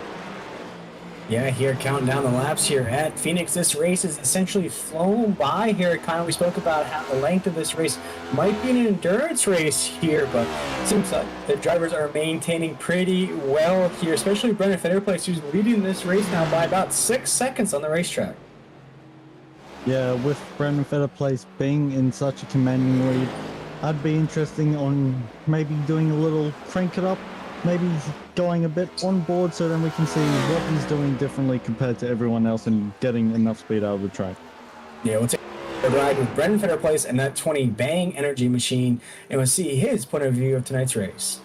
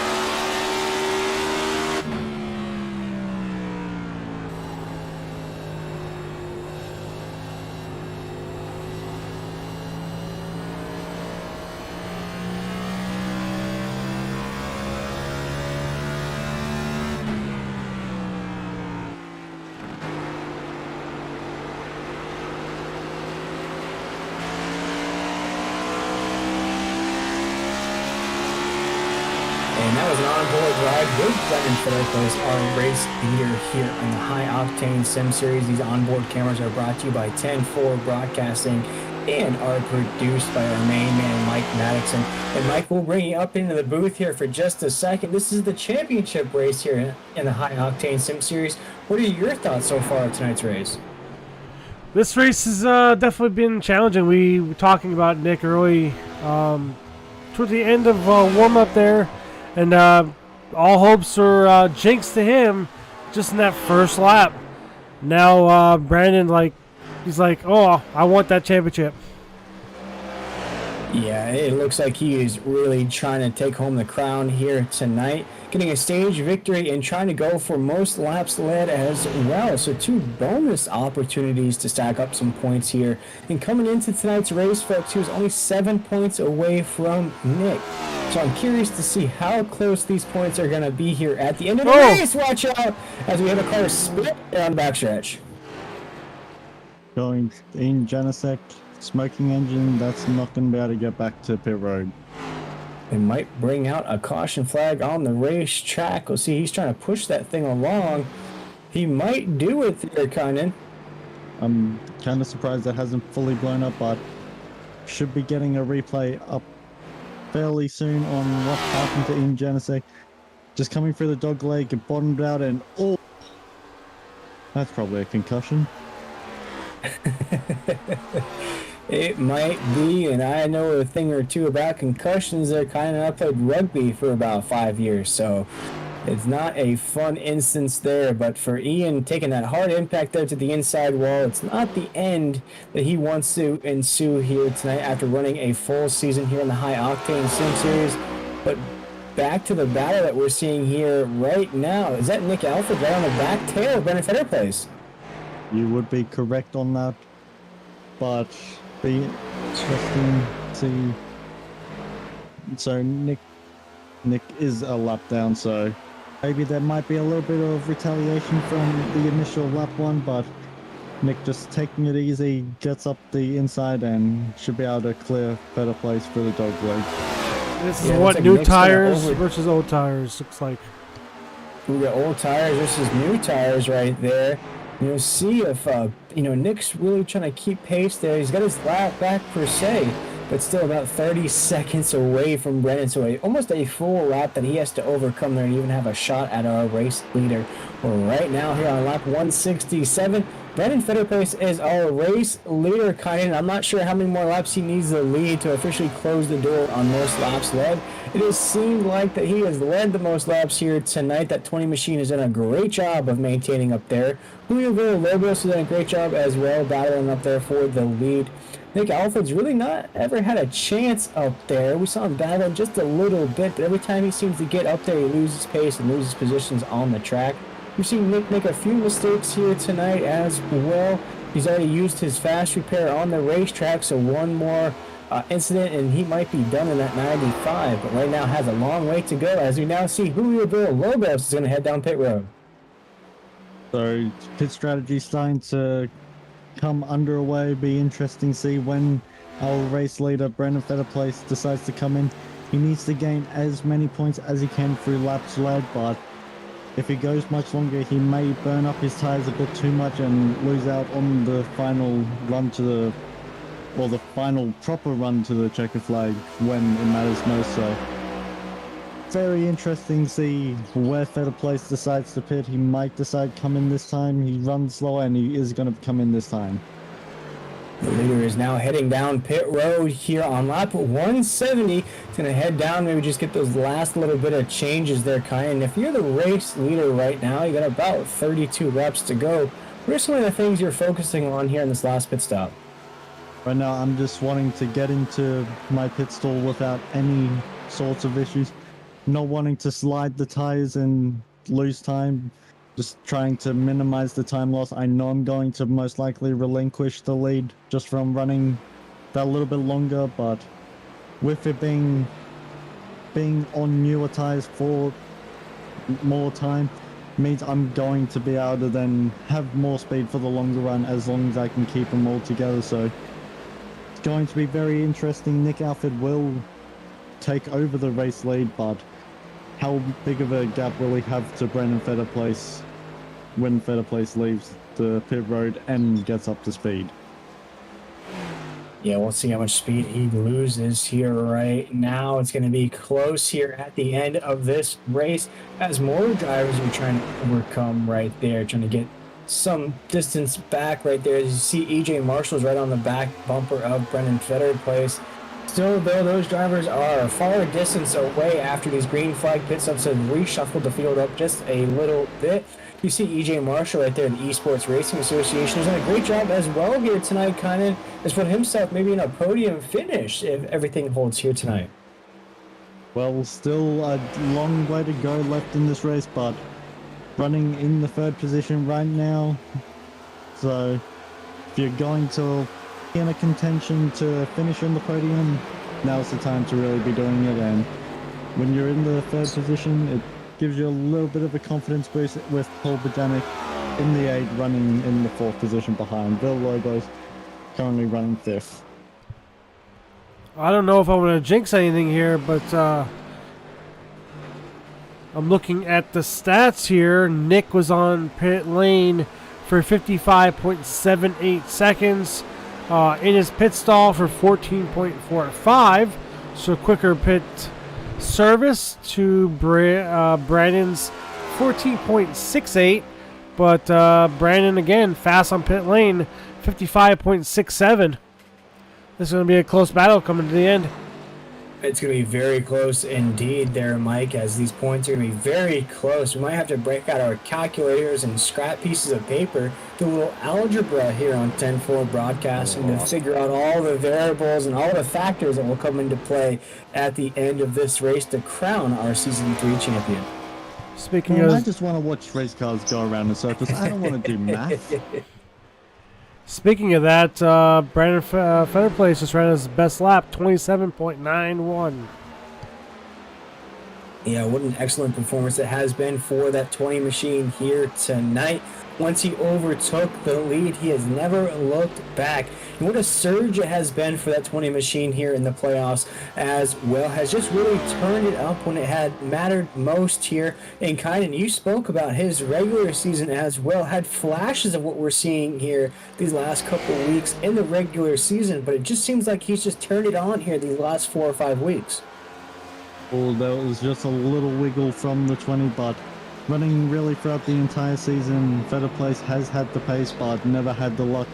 Went all the way until very, very recently to finally be able to break through into the regular season victory lane. So if you really want to be carrying enough momentum, now's the time to be doing it, and he's gotta have to close up to the rear of Nick Alford, but still has quite a long way left in the race, but still gonna be picking up extra bonus points for Nick Alford, who's currently in our lead. Yeah, you see Nick Alford right at the top of that grid currently here on the racetrack with a quarter to go. 25 laps to go here at Phoenix. Again, this is the season finale of the High Octane Sim Series, and as we got 25 laps to go, we want to shout out all of those wonderful sponsors that have made all of this action possible throughout this season here for the High Octane Sim Series. Starting with Captain Jack Smokehouse, who saw that wonderful barbecue on the screen not too long ago.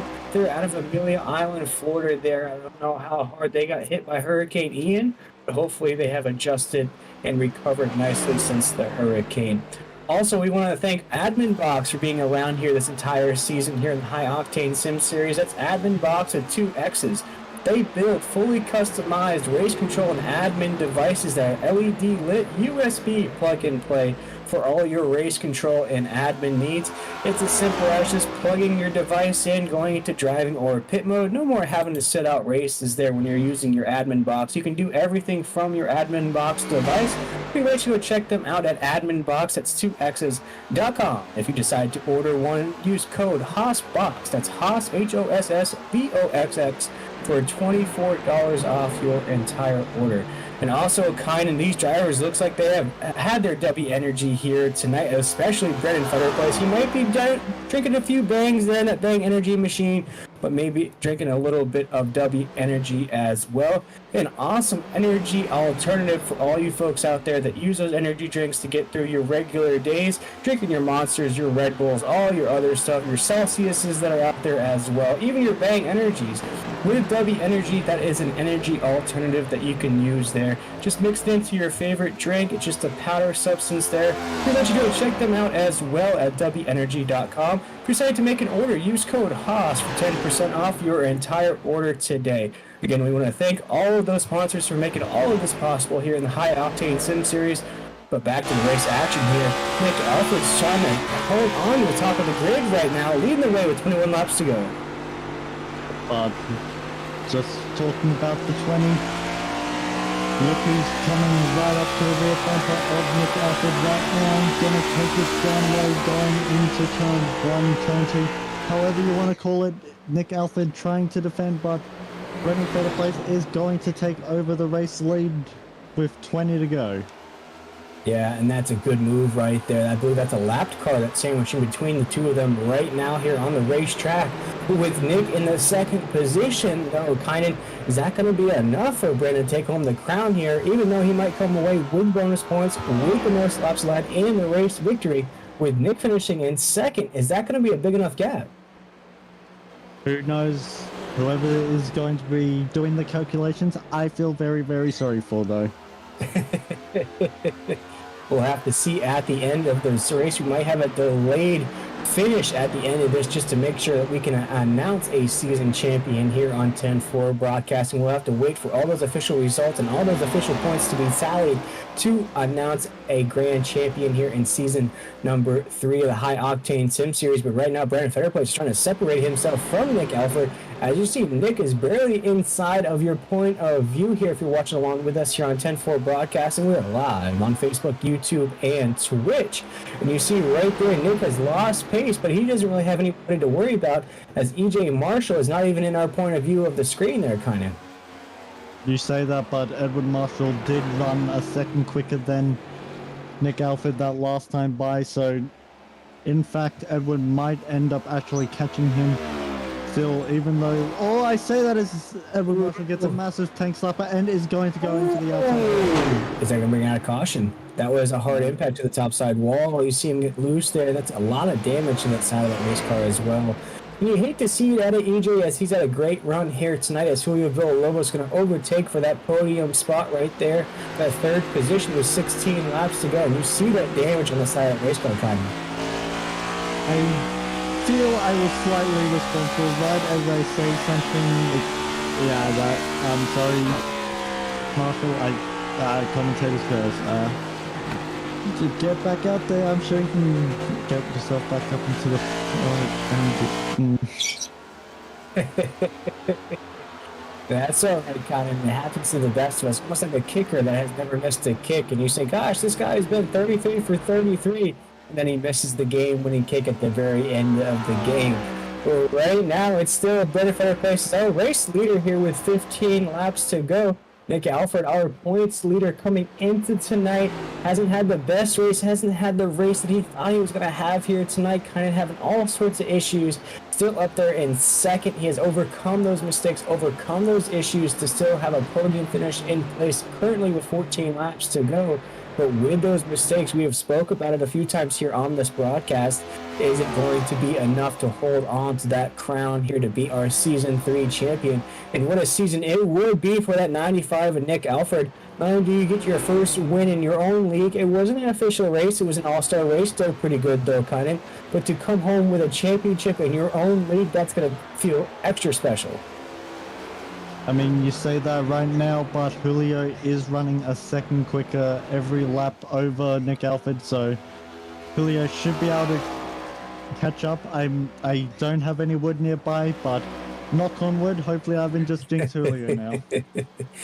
As we see right there, Julio Villalobos is closing the gap from Nick Alford right there in that 95 machine. And kind of we spoke about how the 95 has been trying to take it easy here tonight. Nothing easy about taking home a championship, though, here in the season finale of the High Octane Sim Series. We're racing it down to lap 202, so these drivers are going to put in 202 laps here tonight to get that championship victory. But you see now, Julio has now found that pace. It looks like he's going to be able to pass that 95 here in the next couple laps. Last time by, Julio ran a 29.092. Whilst Nick Alford a 30.3, so 1.3 seconds slower than Julio that last time by. When both drivers cross the start finish line, I'll be able to give another update. Julio last time ran a 29.130.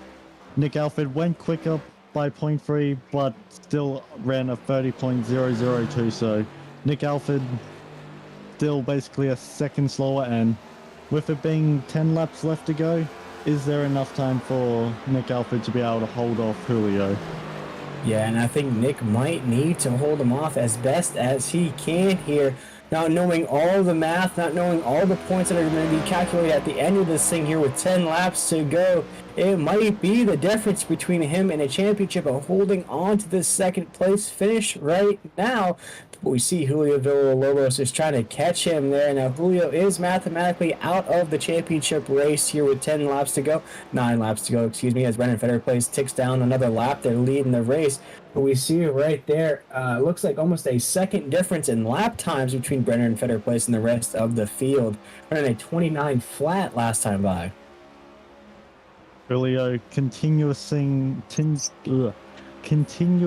closing the gap, is going to be all over the rear bumper of Nick Alford very soon, but Julio needs to not get another slide like that, because who knows, the next slide might be enough to kill the car. But right now, just taking it easy. Nick Alford getting very tight on corner exit. Julio's going to get up, or he's going to try it through the dog leg. That was sketchy as it tried to step out on it, but was able to keep it all under control. And this battle is brewing down the backstretch. They're side by side on the exit of the corner. Drag racing down the backstretch here at Phoenix, going down in the last corner. These drivers are very close to one another. The smallest mistake from either one could be disastrous for the championship hopes right now. As we head towards that front stretch here, they are still side by side for second place. If I was Nick Alford right now, seeing the pace difference between me and Julio, I would just let Julio go by.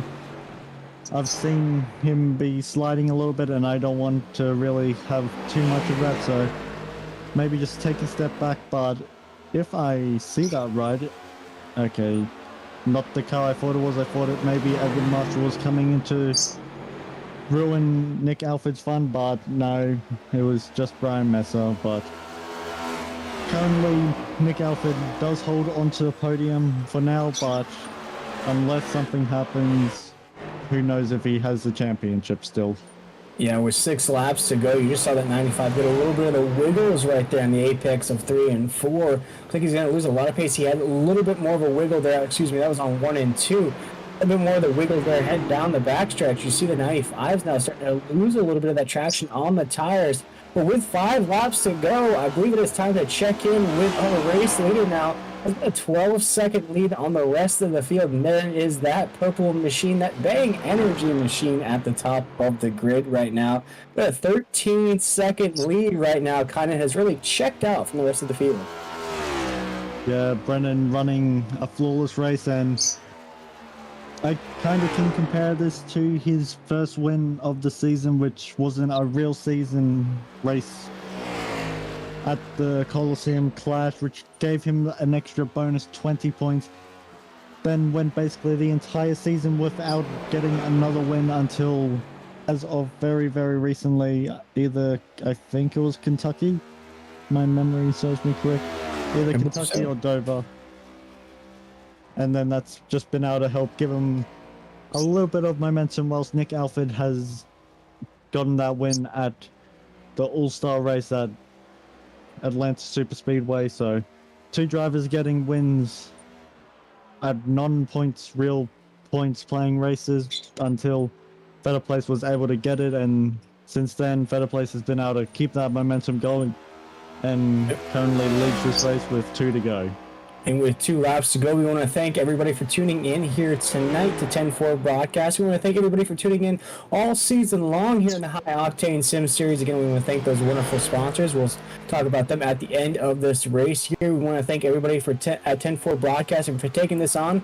Tim Hammond, Mike Maddox, Kynan Jones, and myself, William Tiller. We have been along for the ride, especially Kynan and Mike have been here the duration of the season. Right now, it is the final lap. It is the final lap of the season, the final lap of the race here at Phoenix. As Brendan Fairplace looks like he is going to take home the victory here in the desert. We'll see if it is enough to take home the championship here in season number 3, as he is heading down the backstretch here and practically a parade lap here, looking all shiny in that Bang Energy machine. Going to take this last corner, going to rough it around, and Brendan Fairplace in that 20 machine is going to win the last race of the season here at Phoenix.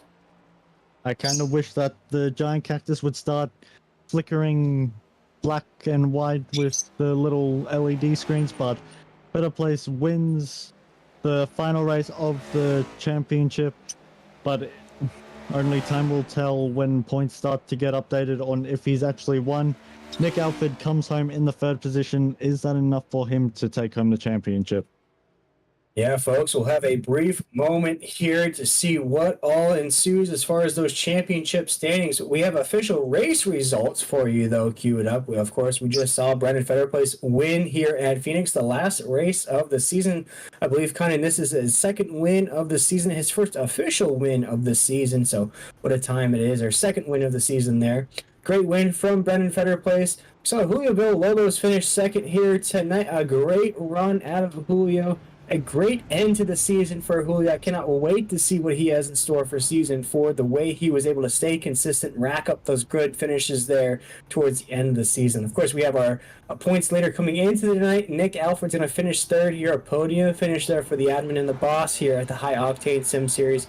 AJ Marshall racing for TJ George Esports, now known as the Esports Racing Association, is going to come home 4th. Paul Bajanik's going to come home 5th. Brian Messier in 6th. Jacob Fitfield in 7th.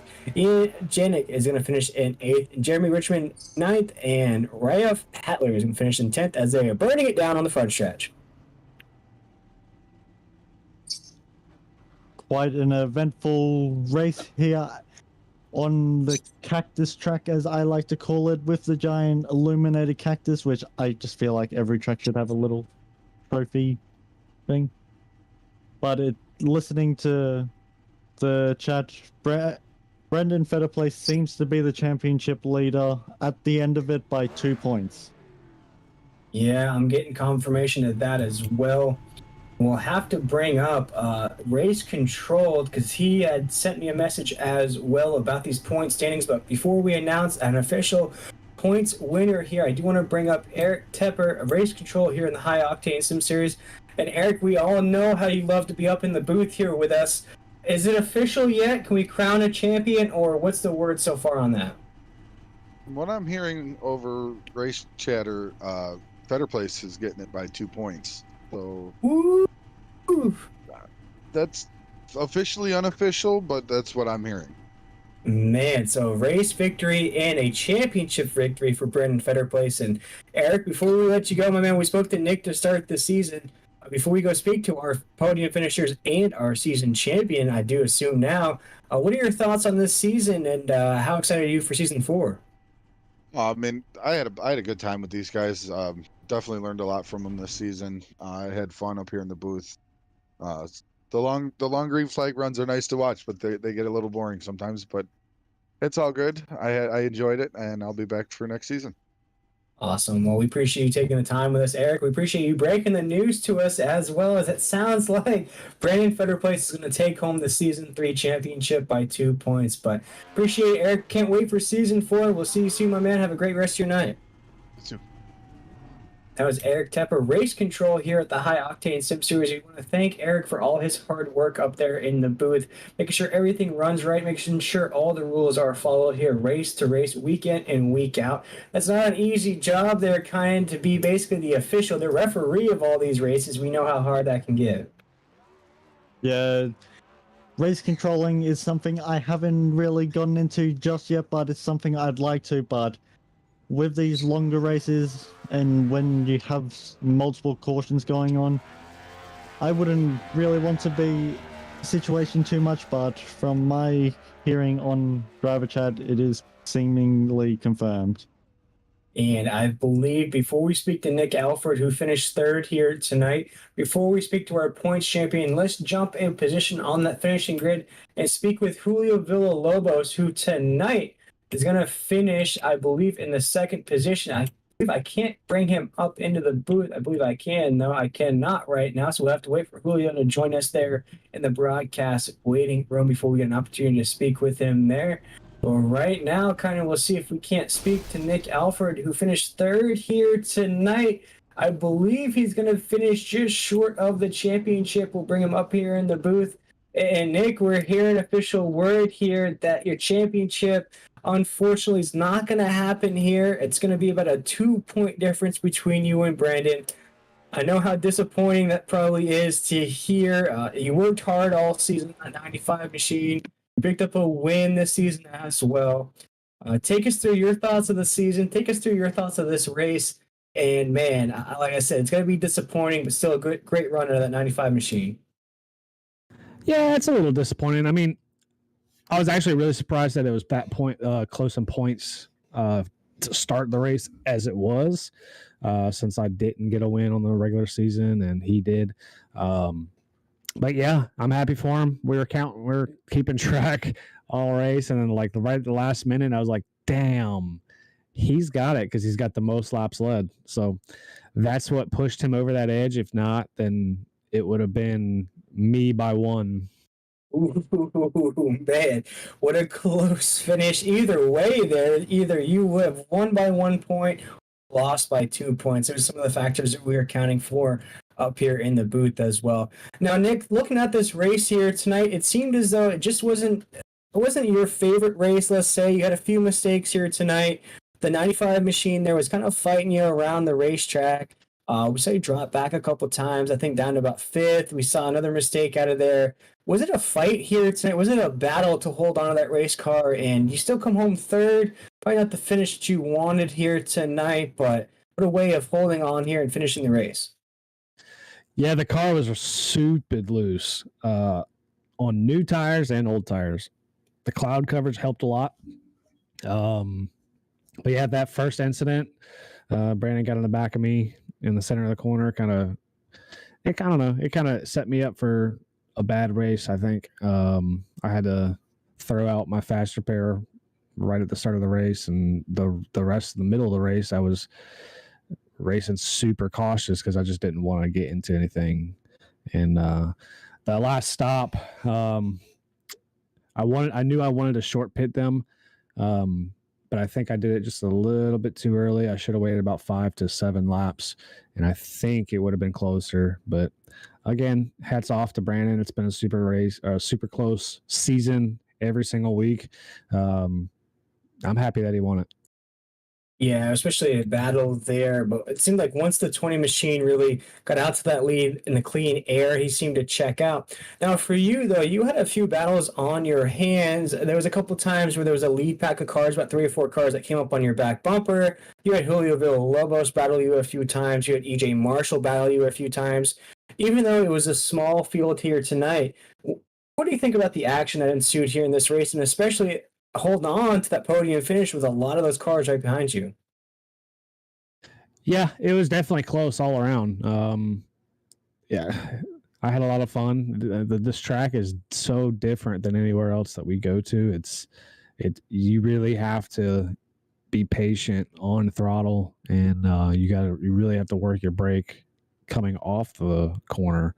That's something I learned this morning. I was like, oh man, a little bit of brake on exit helps the car a lot. So I was definitely doing that, but it wasn't enough. So it's all good.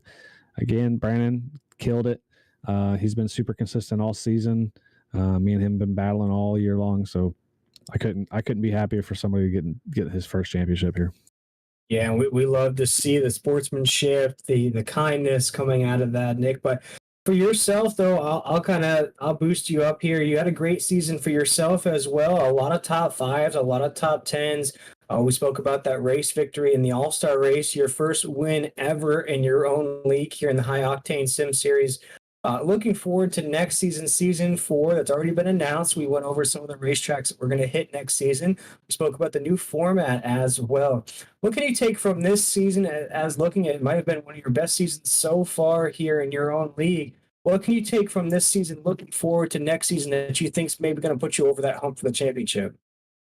So, honestly, long run speed is my nemesis at most tracks. So I'm definitely gonna be working on that in the next few weeks. But overall, I can't really say I need to change anything. I've been in top 5, top 3s all season. So I'm just chasing that elusive win that, that long run speed gets you.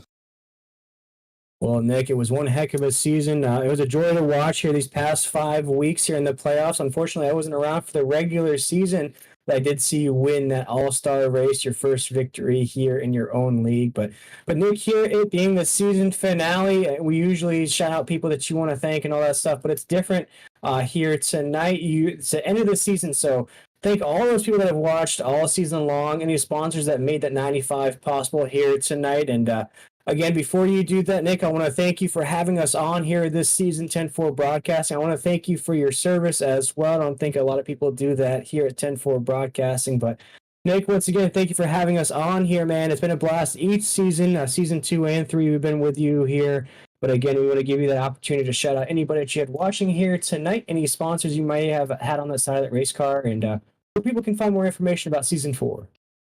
Yeah, so quick shout out to all the JKRM guys. We all work well together as a team. Shout out to you guys for help sponsoring our league title sponsor. So you will. Adminbox.com. Use code HOSBOX for $24 off your order. WGG. Use code HOS at checkout for 10% off. Personal sponsors. Bunker Branding. They just joined me this past year. Thankful to have them on board. Thankful to Max Graphics, as always. They help out so much. Christopher over there, between his real life race car paint schemes and iRacing, he's a busy man, and he always finds the time to help us out when we ask. So give him a good shout out. But other than that, shout out to everybody that stuck through all season. It's been a long one. It's been fun. For next season, again, find us on Facebook, High Octane Sim Series. Click the sign up button. It'll take you to a Google form. You fill that out. Once you get an email back, you can go ahead and send $25 to High Octane Sim Series at PayPal, and that'll be your entry fee. And then we'll send you an email back with a Discord link. Quick notes for next season. It'll be still 65% race lengths, stages, and fuel, limited tire sets. We're getting rid of the win you're in rule. So it'll be a points battle. We're going to an elimination style playoff, starting with the top 16. Also, we're getting rid of faster pairs. So that's a big change that we're all, that's a big change that we're all going to have to get used to. But we feel taking care of, or getting rid of that faster pair is going to kind of take a crutch from everybody, and everybody's going to drive a little bit cleaner. That's the theory behind it. So we'll see how that plays out. We'll still have faster pairs at places like Bristol, Daytona, Talladega, stuff like that, where a lot of the times you just get collected in some nonsense. But other than that, it's going to be just like we had this season.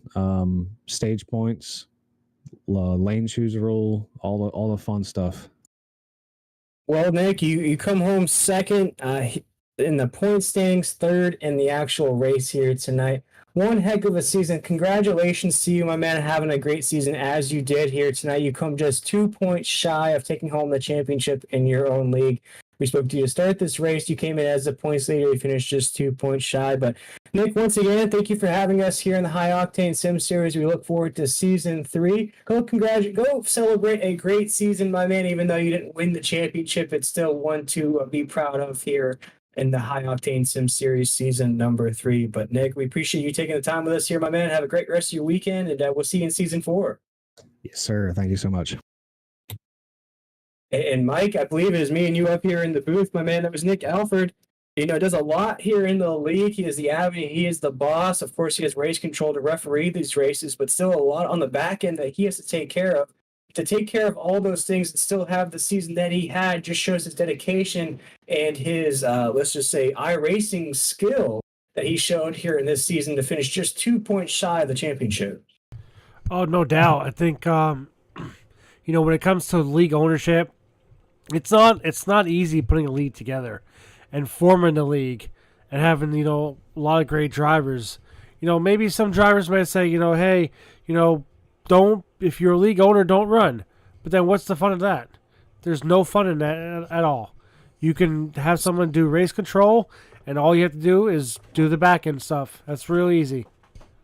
This is absolutely true there, Mike. But I believe since you were up in the booth with me here now, you're going to take over our second place finisher, a driver that has one of the most consistent seasons so far here. It's really come on strong throughout these playoffs, but unfortunately coming into tonight, the points lead was just too much to have a shot at our champion, Brandon Feder place, but still a great season, a great way to close it out heading into season number 4. And we were speaking of that 70 to Julio Villalobos, and I believe we have Julio on the radio. Take it away, Mike. Julio, this is Mike in the 10-4 broadcasting booth. You got a copy? Yeah, I got a copy. So what did you think of your race so far? It was a really frustrating race. I make a lot of mistakes after the stage 1. I think I could win it. We seen a little middle of the race that you did lead some of the race, but then towards the end of the race, it looks like you came down pit road. You were faster than everybody on pit road, 14.32 seconds. Overall, 57.27. Do you think that was a little factor in not being able to win the race? Yeah. The factor that I don't have to win the race was the tires. I mess up my tires in the stage 2, and also in the stage 3 I hit the apron and I mess up my tires.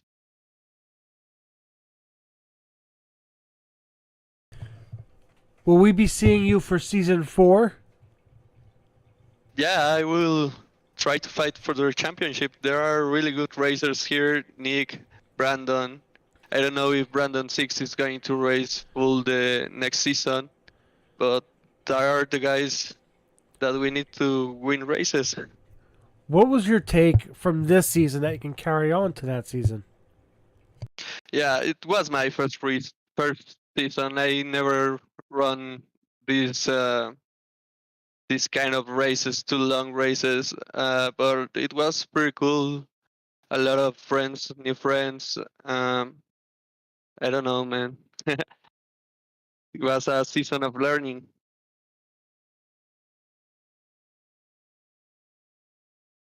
Yeah, Julio, you really closed out that season strong here in season number 3. One thing that I wanted to ask you too, my man, what are some of the things that you can take from season 3 that you can carry over to season 4 that you think that you can really help yourself get over the hump and possibly have that 78 be the champion next year?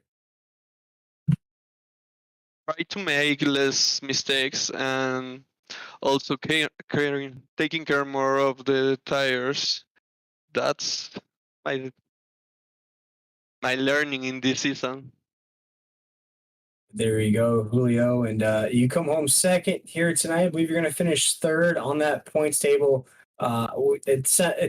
You do fly the Mexican flag there on your screen here on the grid. Is there anything that you'd like to say in your language that you maybe want to shout out anybody that you have watching here tonight?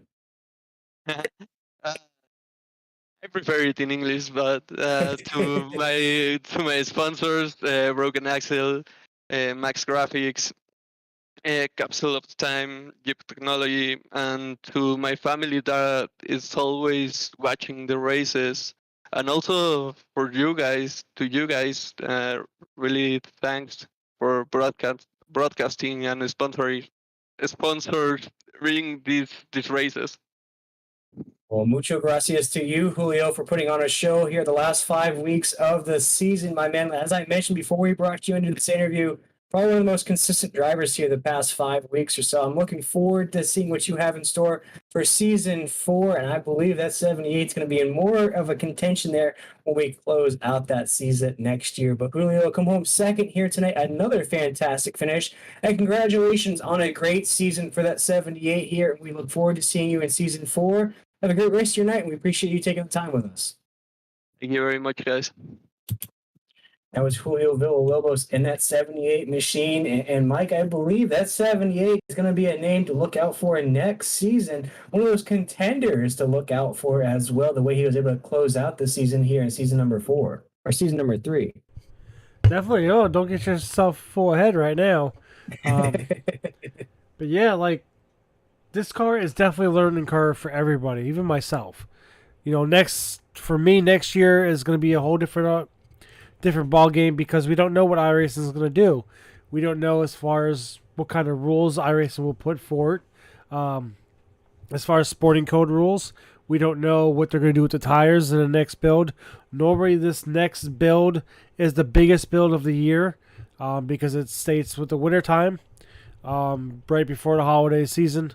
So we don't know what's in store. No, we don't know what's in store next season, Mike, but I believe I'm fighting down through the confetti, through the champagne that's raining down on that number 20 Bang Energy machine. The Bang Energies are flying in victory lane as well. I believe I'm catching up with our season number 3 champion. He wins tonight at Phoenix. He wins the championship in season number 3. Brandon, I'll interrupt your celebration down here in victory lane. It came over the radio there that at the very end that you win this championship by a measly 2 points. It was that close to close things out. Take us through your season here. Take us through your race that you're able to win by about 8 seconds, and how good does it feel to be the season number 3 champion? First off, man, wow, dude, I'm beside myself. I literally, I don't know what to say. I mean, I thought Nick had it. I was trying to do the math in my head all race long. I was driving as hard as I could every single lap, just throwing it all out there. And at coming to the end, I thought it was Nick's. I really did. And then they finally came over the radio and told me that I had it. Dude, I don't even know what to say. I think after all the calculations and everything that was accounted for, I think it was leading the most laps here tonight that really put you over the hump. Take us through how you were able to conquer this desert racetrack here tonight at Phoenix, and not only conquer it, but you won by quite a large margin. Pure luck. If I'm going to be quite honest with you, man, I did some practice earlier on in the day, and I just tried to remember that the tires are going to mean everything here. And, those guys ran faster lap times than me in practice and in qualifying. I think I qualified fourth. And like I said, man, I was kind of like, I don't know. But, I kept it in the back of my mind, save tires, get out front quick, and then save tires. And that's what I did. And, I, I lucked out. Yeah, there was a few people that really fought you early on in this race. Of course, Nick Alford got up there and battled with you. Julio Villalobos gave you a few battles as well.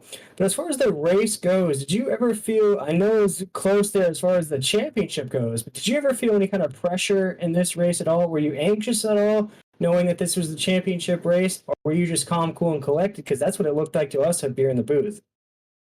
Early I was nervous. I I apologize to Nick for getting into him. I don't race like that. I hate whenever that happens. I think I've maybe wrecked 2 people all season long, and I beat myself up all stage 1 over it. But I just had to get my head right, and I had to say, it is what it is. Get your head right, and let's go after it. And that's pretty much what I did. I tried to stay calm. I just, I had Marshall talking to me. So, me and him, we make a great team. We made a great team all season.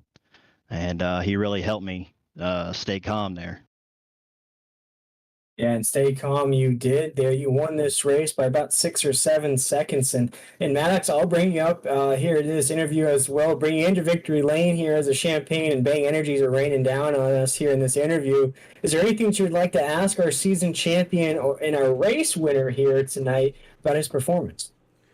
Well, I think, Brandon, we talked about it before, how, Brandon Six was actually your mentor coming into this series.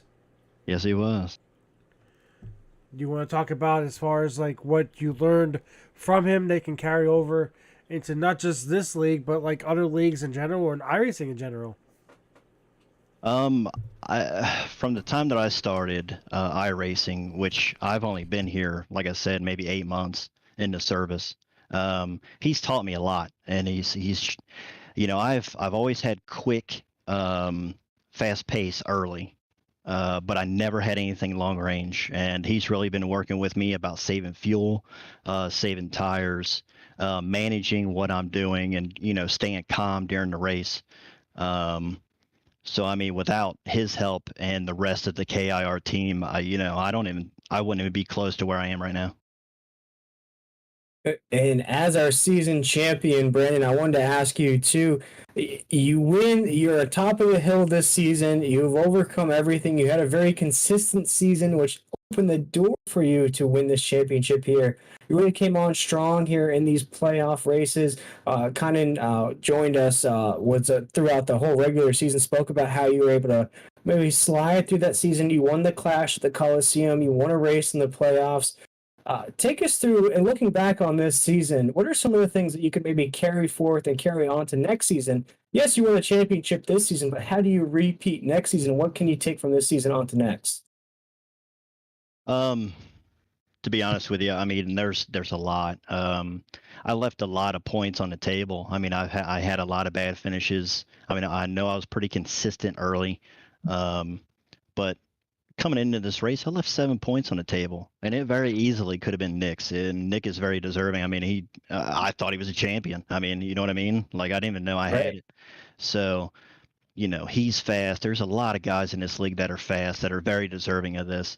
And I think what I've learned the most is that, I just need to, manage my equipment and come out at the end, not worrying about trying to lead every single lap, but trying to be there at the end.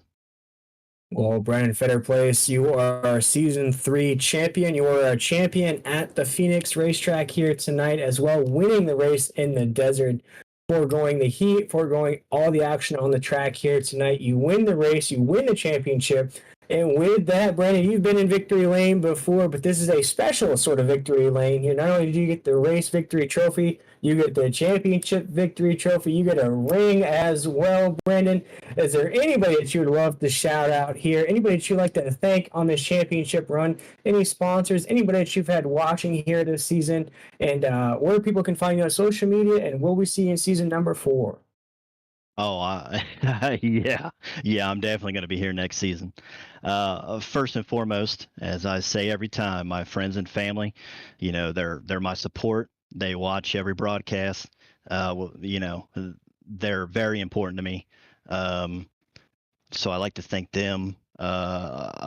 Obviously, I have to thank my team, KIR, Brandon Six, everyone else who's a part of that team. Who helps me, week in and week out. I wouldn't be where I am without them. Thanks to Bang Energy, thanks to Nick Alford and all the rest of the admins of this league that put this show on, put on this fantastic league, this fantastic show. You guys, obviously, amazing broadcast. I can't wait to go back and watch it and laugh at myself for how silly I sound. And at the very end, man, just thanks to everybody, everyone who watches, everyone who tunes in, all the drivers, everybody, just all the sponsors who sponsor this league, just everything and everybody. I don't even know. I'm at a loss for words, man. I know it doesn't sound like it, but man. Well, Brandon, you put in one heck of an effort here this season. You are crowned our Season 3 champion. I know you're probably not used to hearing that yet, but our Season 3 champion, Brendan Fairplace, representing for the state of Ohio there, wins the race here at Phoenix, wins the championship here as well, Brendan. A huge, huge congratulations from us here at 10-4 Broadcasting, not only on that race victory, but that championship victory as well. Taking home the cup by 2 points. That's how close it was here tonight. But Brandon, we are excited to see you in season number 4. You will officially be a defending champion in season number 4. So a lot to live up for next season. But go celebrate this huge victory here tonight. The season champion as well, Brendan Fairplace. We appreciate you taking the time with us here. And once again, a huge congratulations, man. And we'll see you next season. Hell yeah, boys. All right, I'll see y'all next season. Yes, sir. And that was Brendan Fetterplace, our season champion here in the High Octane Sim Series, Mike. And I love to hear the enthusiasm. And he's at a loss for words. He thought it was Nick's championship there at the end. Oh, we all did. Actually, we were talking even during commercials like this is Nick's championship. For the start, we just said all Nick has to do is just coast around the track. Well, guess what? He did coast. But yeah, it came very close. Yeah, Nick did coast, but didn't end up coast fast enough. Yeah, and we spoke about all those factors throughout the broadcast. All three of us, me, you, and Connie, were speaking about different extenuating factors that may come into play, leading the most laps, winning the stages there. All the things that Nick really needed to accomplish here tonight. He didn't really check any of those boxes, Mike. He didn't lead the most laps. He didn't win any stages. He didn't finish above Brandon tonight. He had a few mistakes on the racetrack as well. And that really opened the door. Even though he had a few mistakes, I don't think those mistakes really cost him the championship. I think it was just the fact that he couldn't get up there to compete with Brandon. I don't think anybody could. Brandon just really had his car locked in here tonight at Phoenix. Oh, no doubt. He said he did a lot of practice here just to prepare ahead of time for this. And, well, that practice definitely paid off. It definitely pays off. And as they say, we are talking about practice in the words of Allen Iverson. You see what practice pays off here. And Brandon spoke about there in that victory interview about how all of his friends and family and everybody made this possible for him. So we love to hear that as well. We all accomplished things as a team, and it sounds like Brandon had a lot of people in his corner that made this championship possible here tonight, made this race victory possible as well, and especially shouting out another driver in this league of Brendan Six, who really was his mentor this season, and you see how much that pays off for him here this season in season number 3. But folks, that's going to put a wrap on season number 3 of the High Octane Sim Series. As mentioned, Brendan Fetterplace is going to be our champion here. He wins at Phoenix. He wins the championship. But of course, all of this broadcast, all of this action wouldn't be possible if it wasn't for our wonderful sponsors here in the High Octane Sim Series, including Captain Jack Smokehouse. We show that wonderful plate of barbecue each broadcast here on 10-4 Broadcasting. W Energy, we invite you to check them out at W Energy. Use code HOSS at checkout for a discount on your purchase of that energy alternative, as well as Admin Box. Admin Box has been with the High Octane Sim Series now almost 2 full seasons, so we want to extend a big thank you to them for being a sponsor here in the High Octane Sim Series. Use code HOSSBOX at checkout for $24 off your order at adminbox.com. But Mike, I believe that's going to put a cap on this season here. As mentioned, Brendan Fetterplace is our champion here in season number 3. We cannot wait to start off season number 4 here on 10-4 Broadcasting. But again, a special thank you to everybody involved with this league here at the High Octane Sim Series, whether it's race control, whether it's the drivers themselves, whether it's the season champion here, whether it's also 10-4 Broadcasting, Mike, myself, Williams, you, Mike, so we had Kynan Jones up here in the booth as well. It's been a team effort for us here at 10-4 Broadcasting. Definitely. This season has been nothing but surprises. We don't know what's going to be in store for next season. Yeah, I cannot wait for next season here. And I believe season 4 starts just around the corner there, folks. We go ahead and check that schedule once again to see what the official date is for season number 4, to see officially when Brendan Fetterplace starts his championship defending. We'll have a preseason race around October 28th. So about looking at about 14 days away would be our preseason race. But officially the regular season of season number 4 kicks off on November 4th. So look for that date. Mark that date on your calendars for when season 4 starts up here in the High Octane Sim Series. Cannot wait for that. Cannot wait to see Brendan Fetterplace defend his season championship, his crown here in the High Octane Sim Series. But for all of us at 10-4 Broadcasting, we want to thank everybody for tuning in here tonight, tuning in for the whole season. If you've been with us for the duration of the season here in the High Octane Sim Series, this was season 3. We have the season 4 schedule right up on the screen right there. Check that out for the folks at home. But for all of us at 10-4 Broadcasting, for all of us at the High Octane Sim Series, we want to thank everybody for being with us here tonight. And a huge congratulations to Brendan Fetterplace. And congratulations also to Nick Alford for one heck of a season, finishing just short of that championship at the end of the race. But for all of us here at 10-4 Broadcasting, we want to wish everybody a great